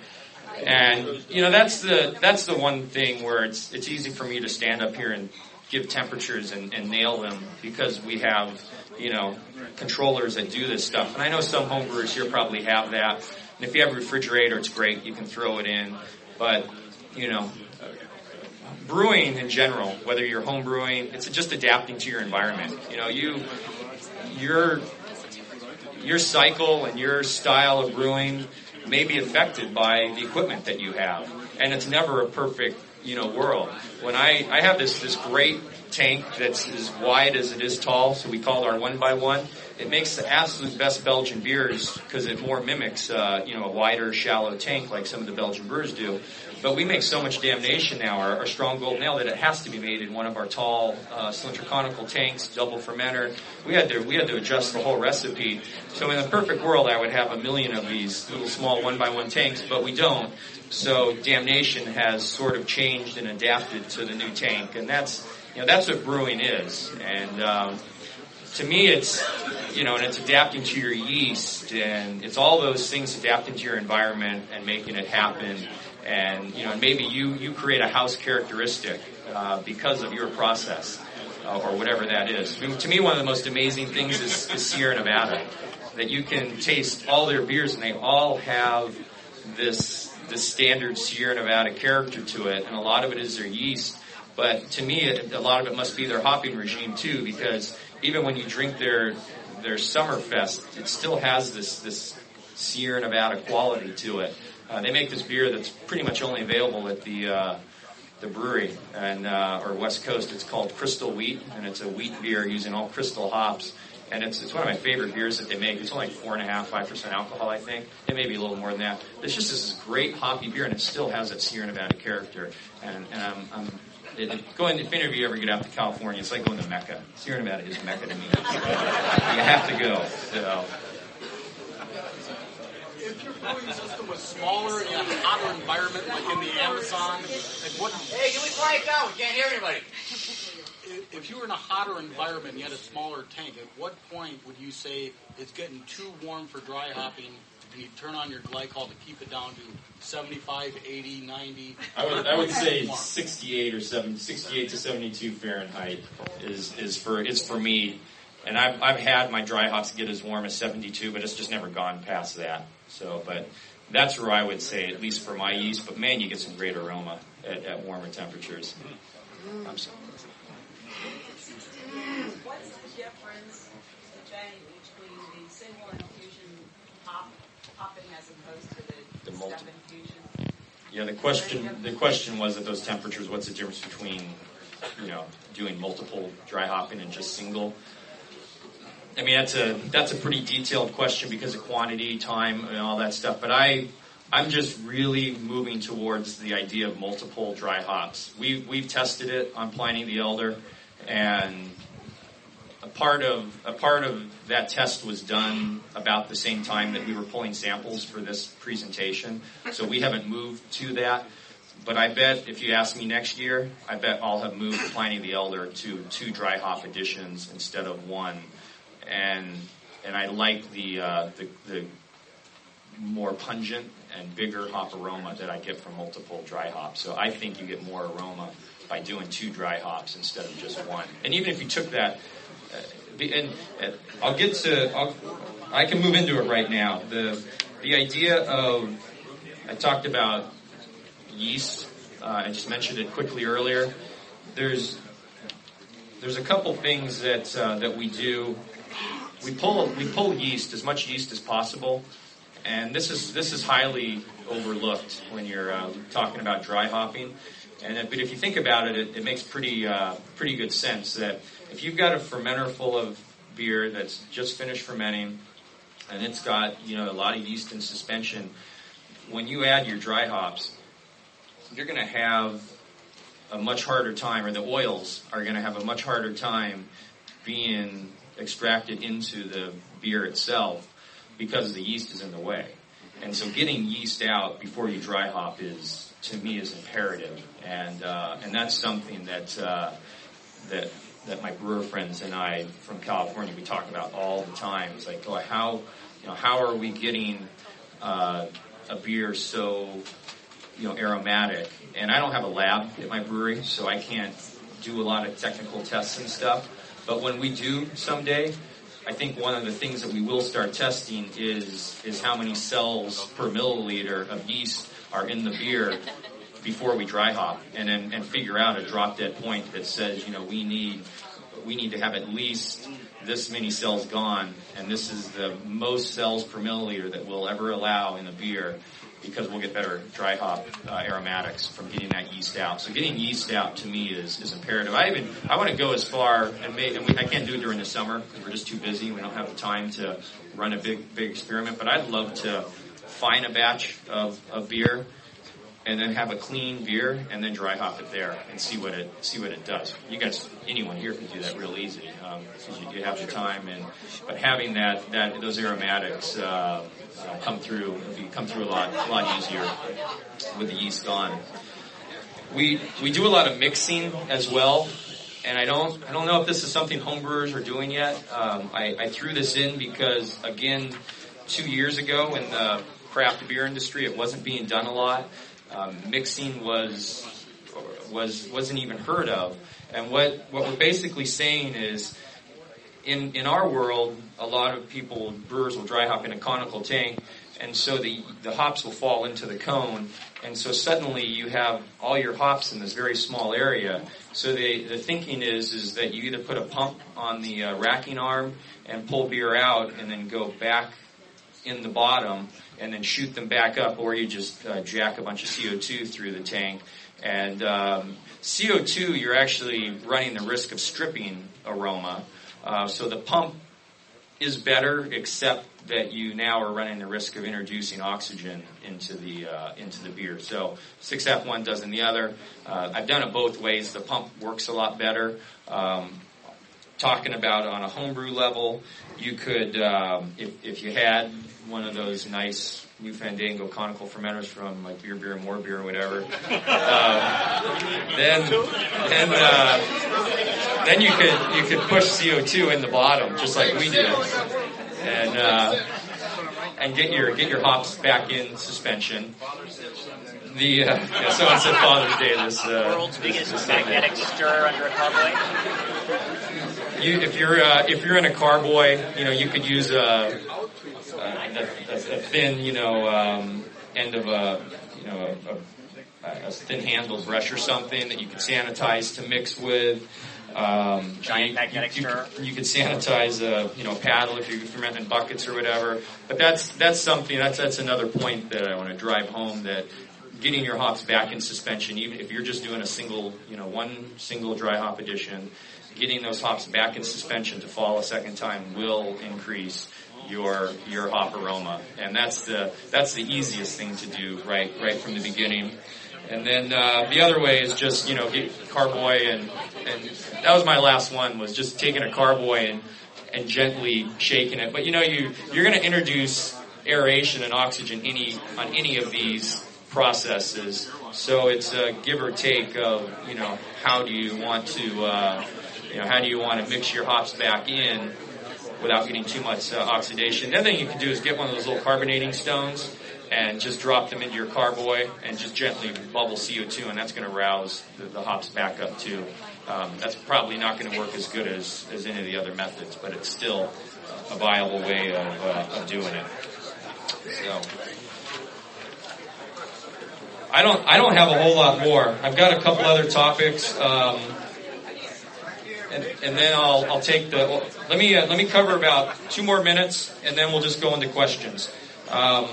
Things that I was thinking about is covering your fermenters. If you're fermenting in glass, don't overlook the fact that you can light struck your beer by having a hoppy beer in a carboy.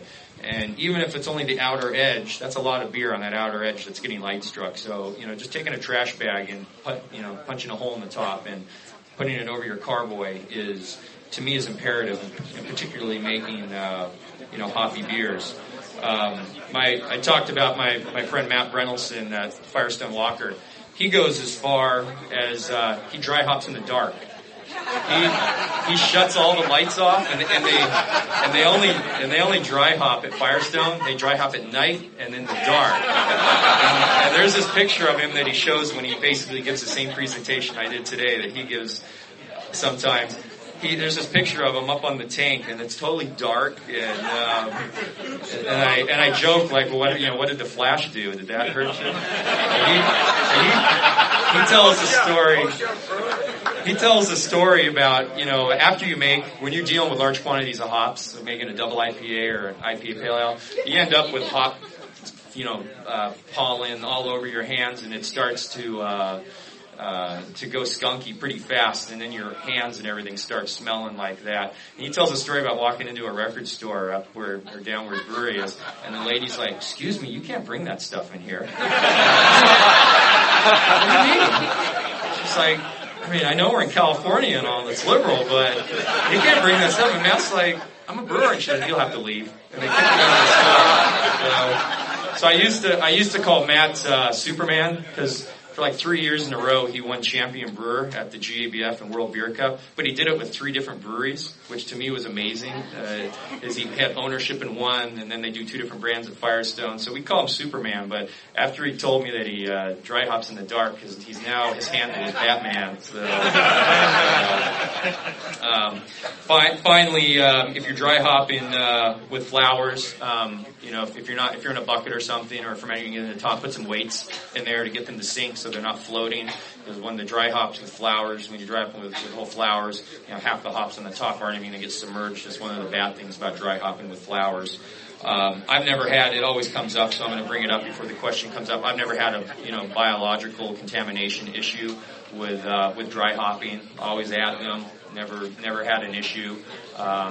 I've never met a professional brewer that has, but it always comes up. So, at this point, I think I'm just going to open it up to questions. I was ignoring this side of the room with questions, so you guys get the. Why? Okay, I've got 10 gallons of IPA that I'm sitting on, and I haven't dry hopped it yet because of time. So, based on what you're saying, it sounds like I'm better to dry hop it closer to when I'm ready to serve it, the aromatics, or sooner after it's done off the second cracking. If I was, a year ago when I spoke at the Homebrewers Conference, I claimed that I still homebrewed, but I can't claim that anymore because I haven't homebrewed since then or before then. But if I was to be homebrewing, I would run a regular dry hop, and then I would put some hops in the keg if I was serving a draft beer. You still want to run your dry hop on a regular cycle. The thing about dry hop beers is that you want to drink it as close to when it's been carbonated and kegged. Because dry hop beers, their peak is in their first week or two, and they just start to drop. It's funny, brewers think that, and I say brewers, professional brewers will ship their IPA and go, oh, well, hops are, they help the beer age, and they're the first beers to take a dive in flavor profile because the hops just fall out. There's a number of breweries out our way that even locally, we see that happen to. Almost every brewery, including us, that makes hoppy beers, we see the hop profile drop fast. Or some other. First wort hopping, what do you think of it? The question was first wort hopping. That's where there's all kinds of ways you can hop nowadays. We've gone as far as even putting hops in the mash tun. My friend Tom Nickel from he owns a beer bar in San Diego O'Brien's. He dry hopped his hot liquor once, which I thought that was pretty brilliant. He said it was a pain in the ass to get it clean, but. And he was the only one to ever do that until last week. A local brewer friend of mine, Brian Hunt, who owns a small little brewery called Moonlight, after I told him that Tom had dry hopped the hot liquor, he did it too. So I now know 2 brewers have done it. But first wort hopping is it only works with certain hop varieties, or it works better with certain hop varieties. And to be honest with you, I can never remember, what myrcene and all the different components of hops, what flavor it gives. It's really important to know that stuff with first wort hopping. It's the noble hops, and German hops, with whatever they're high in, whatever the term is. It's those hops that will stay, that don't volatilize out in the boil. And so where hops like Cascade and Chinook and Centennial and all the floral, more classic American hops, those oils volatilize out in the boil easier.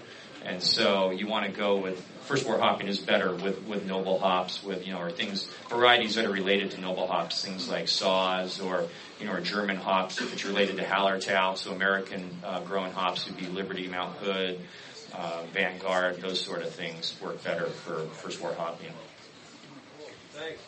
When you add multiple additions of hops, are you just replenishing what it loses, or are you adding each time you add it? In other words, if you put hops in after a week versus 2 weeks after 3 weeks, you're gaining something, or are you just not losing something? Yeah, the question was how much do we actually gain by doing multiple dry hops, or is it just replacing what's lost. Is that what you're? Yeah. Really, we wouldn't do it if we didn't gain anything. And the first time through, I'd never done this before. I'd done a little bit of multiple dry hops on the elder, but on the younger, I'd never done 4 dry hops over a month period. And I find that with the elder, over 2 weeks, nothing happens, and if anything, the aroma drops. And so the idea was, I know that we get the best dry hop at 5 to 7 days, and so let's do that, a number of times to really make that beer so aromatic that, you want to smell it more than you want to taste it. So, and it's the most lovely beer that I've ever smelled. It just has the most amazing hop aroma. So, to me, if you walk away with one thing, it's multiple dry hopping. Try it, give it a test, see if it works.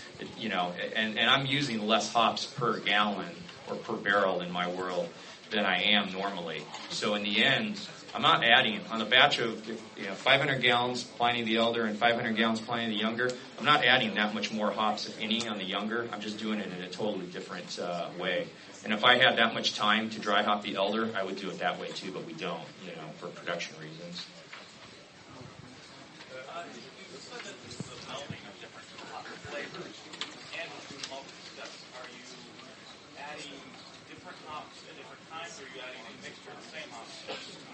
Yeah, on the question was, are we adding, different hops, different times when we are doing the mix? We are. Sometimes it's Amarillo and Simcoe, and other times it's Chinook or whatever it is when we're doing it in general. And what you guys are drinking today, Pliny the Elder, in its various stages, is dry hopped, and the homebrew recipe is there on the second sheet. And if you don't. If there wasn't enough handout sheets, you can hit me up afterwards. I'll give you my card, and you can email me, and I'll email you the PDF file of it. But what you're drinking today is dry hop with Centennial, Columbus, and Simcoe. The final version of it, the 12th day, and I'll have it tonight to taste at the Pro Brewers Night. But it's those 3 varieties done 1 dry hop, mixed at day 7, I think it is. And if I were to change that, I would still push the hops back up and maybe make another hop addition at like day 9 or something. So, yeah, we are using different varieties to answer your question. At different times. At different times, yeah. And to me, if you think about it, adding all the layers of complexity, you can really add by. It's just like in the boil, it's okay to do a single hop beer, and actually I have it on my notes here that. The way that I've learned or taught myself the most about flavors, hop flavor, is by making single hop beers. We do a beer called Hop To It at our brewery, and it's a single hop beer. And up until we closed the brewery at Corbell, up until that point, I had used every hop variety that was available. I had hop growers sending me hops that didn't even have names yet. There's one called that's out now called Palisade, I think. And Palisade used to be called YCR004. It's Yakima Chief Research number 004. And that's how I got it. So I got to use it before anyone else. And that happened with Simcoe and Amarillo. I got to test those hops out because the hop growers saw what we were doing, and I promised them that I would send them a case of bottles and they could taste the final product.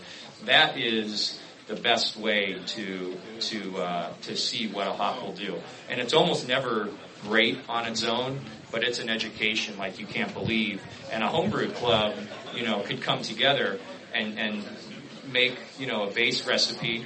And the recipe is usually very low on malt. It's a very low, soft malt profile so that the hops come through. And we on the beer, we do the dry hop quantity is always the same. The third hop addition quantity is always the same. The second dry hop quantity is always the same. The only thing that changes in the entire beer, because the malt bill stays the same, we get the same gravity, original terminal every time.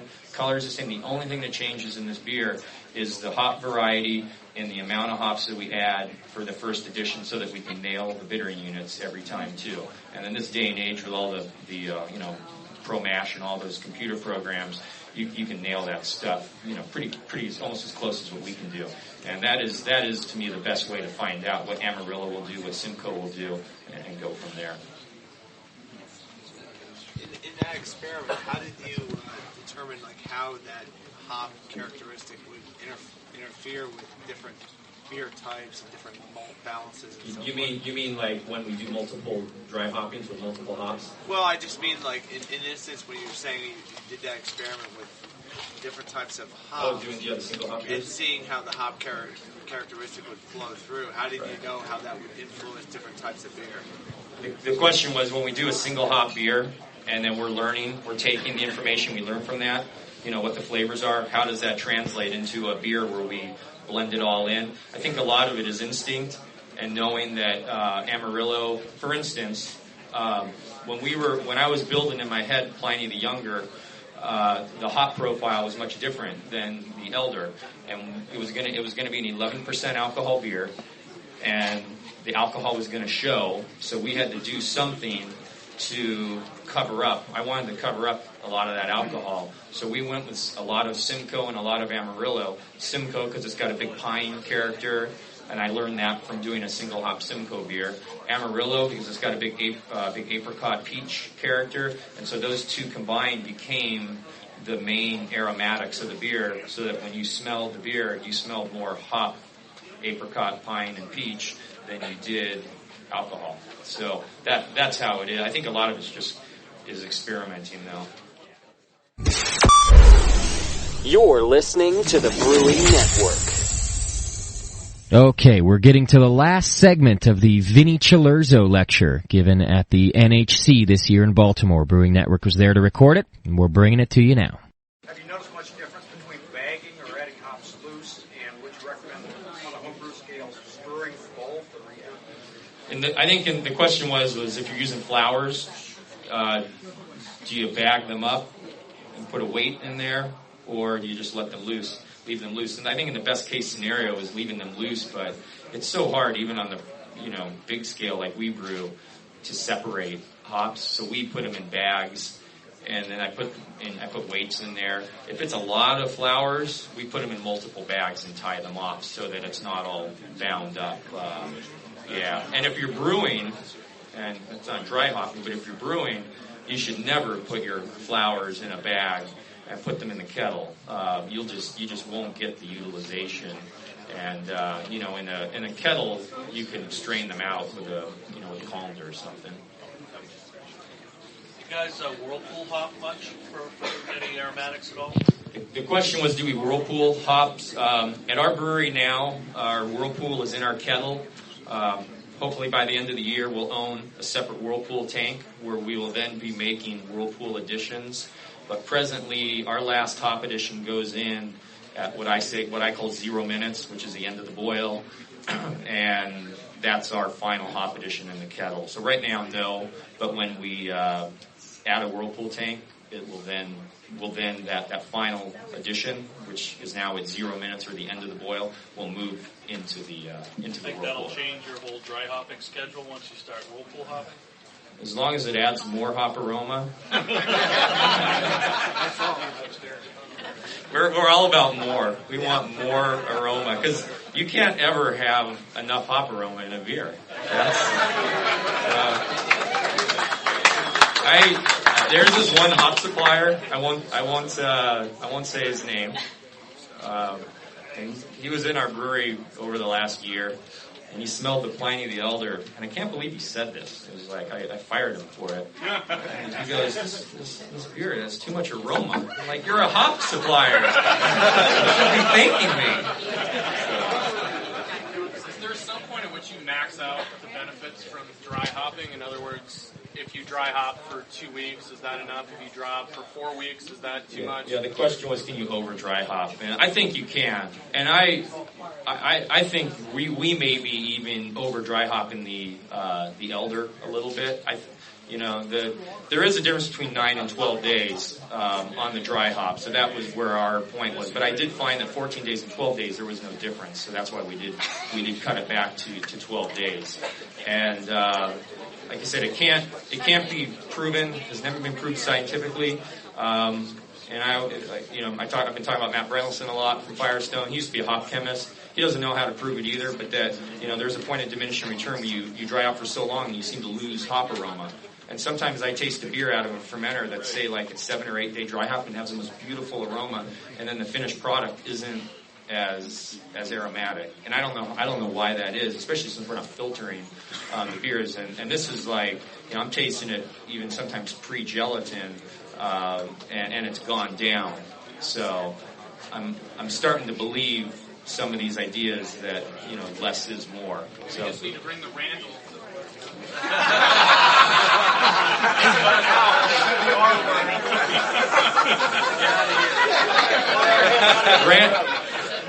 Randall's Pliny's bitch. We ran out of your sheet, but it's going to be on the download site. Oh, yeah. We're going to scan the sheet. Oh, okay, cool. Yeah, they ran out of the sheets, but they're going to put it on you said the download site? Yeah, there's going to be a download site. There'll be a download site. Yeah, otherwise, you can get my email, and I'll email it to you. You set me up for that. I wasn't going to use the Randall as Pliny's bitch thing, because I used it at the Lupulin Slam in D.C. last year, or earlier this year, and Sam was just there going. He goes, you've been planning all this for a year now, because they beat us with the Randall the first time, and we got beat by a yuppie hop device.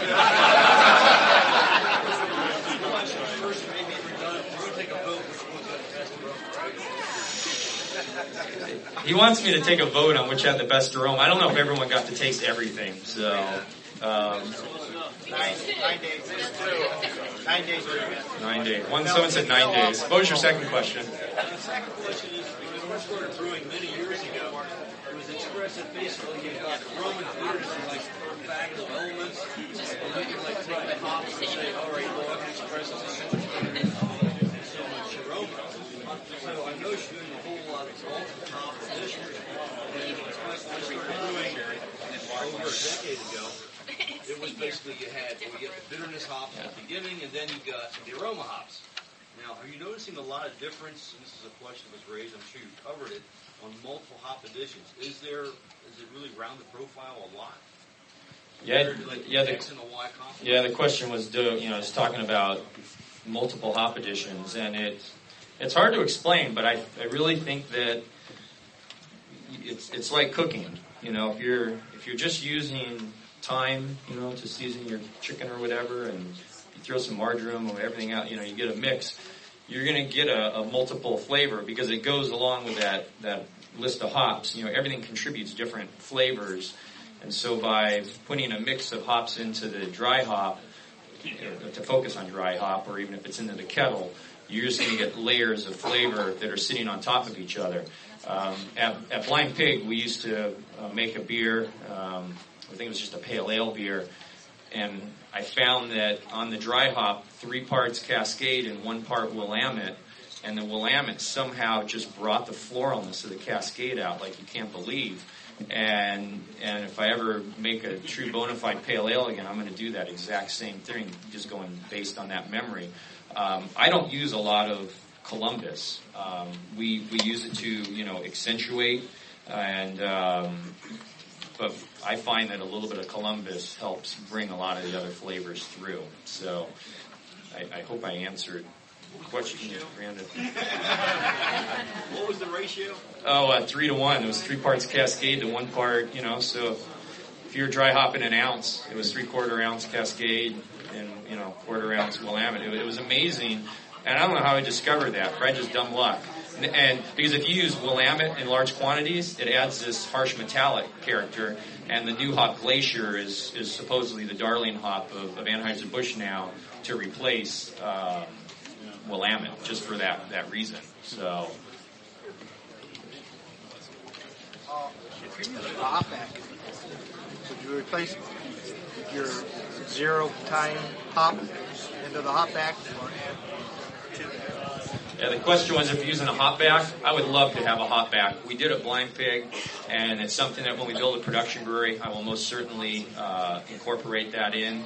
And, the question was, would you take your 0 minute or end of the boil hop addition and put it into the hop back? And I would say yes. Yes, you would. The closer you can make your hop back to the heat exchanger, the more aromatics there is.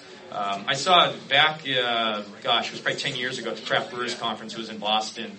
a lot of the breweries were using the Pugsley system, which is using the Ringwood yeast, and they had the little aerators in the fermenter. It always blew me away. But they have these things called a hop percolator, and I've never forgotten this thing. I'm going to build one of these days, and it looks like R2-D2.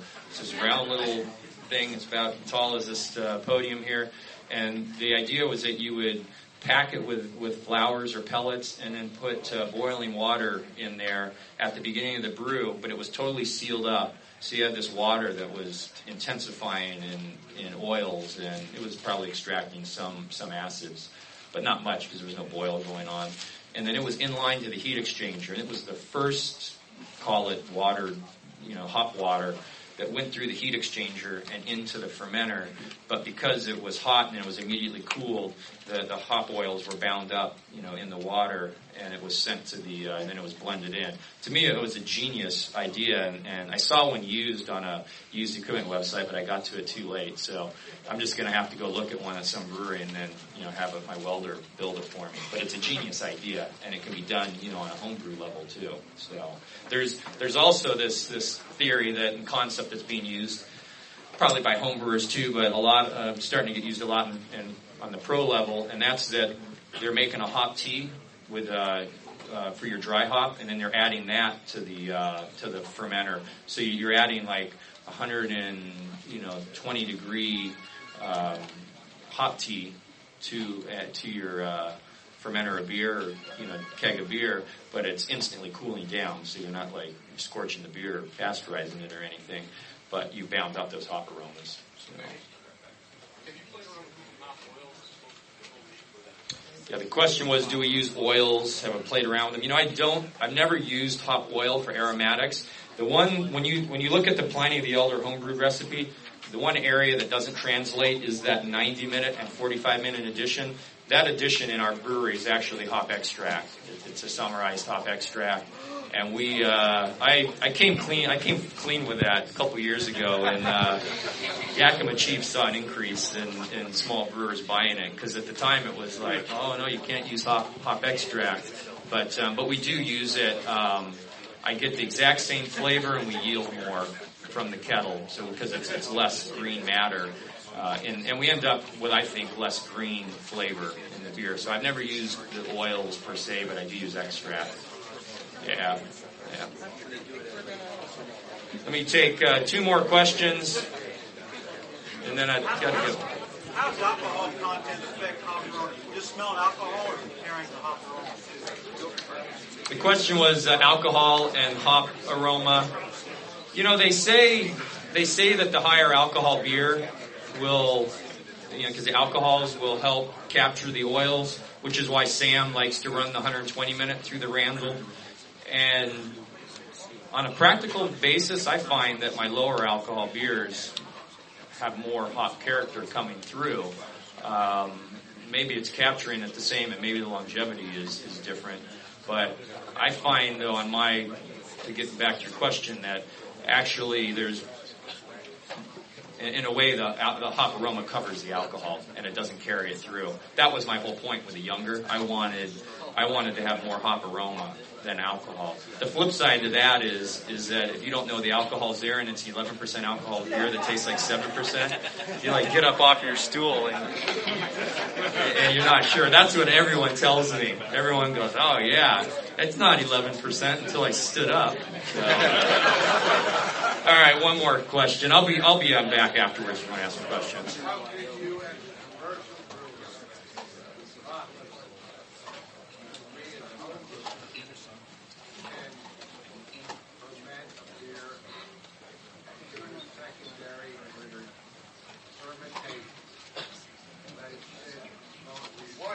Right. Yeah, the question was, how are we profitable? We're not that profitable on Pliny the Elder.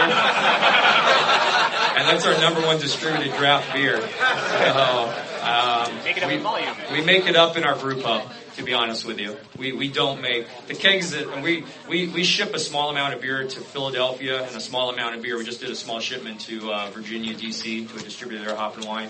The Pliny of the Elder we ship out to those places I'm not making any money on. I'm doing it just to get our name out and to grow it and eventually have a production career with economies of scale. So I'll be in back if you want to talk. So thanks.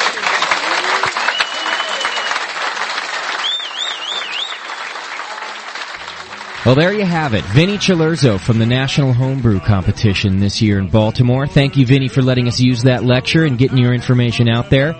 Great show this week, everybody. Next week, we have the most award-winning homebrewer ever on the show. So if you want some good information, some great tips, you're going to want to tune in for that. Thanks, everybody. We'll see you next week. All the time. Yeah, I think I have me. Well, I have the one right now.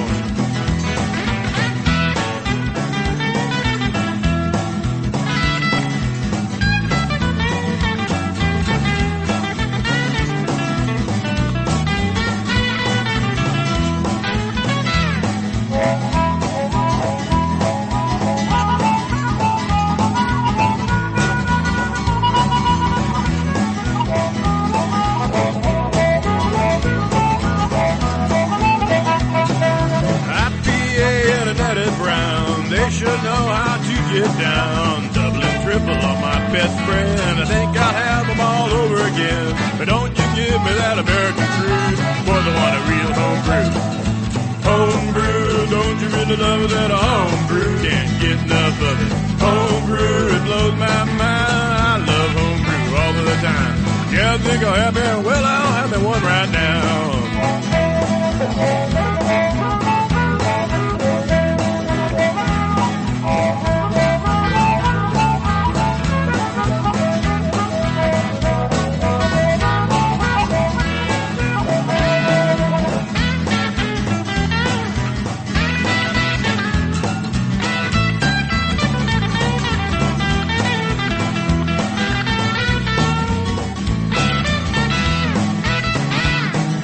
Give me a wheat beer on a hot summer day. A bark will do me when the skies are gray. I'll take a Belgian brew anytime, and the women sing the lambic fine. But don't you give me that American crude, boys, I want a real homebrew. Homebrew, don't you really love that homebrew? Can't get enough of it. Homebrew, it blows my mind. I love homebrew all of the time. Yeah, I think I'll have me, well, I'm the one right now.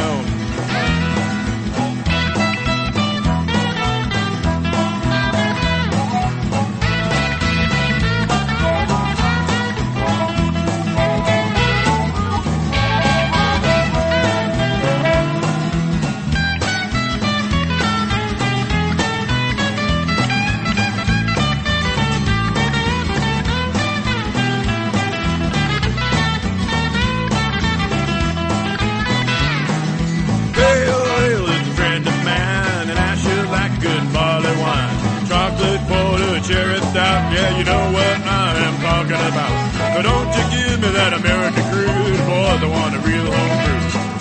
Homebrew, don't you really love that homebrew? Can't get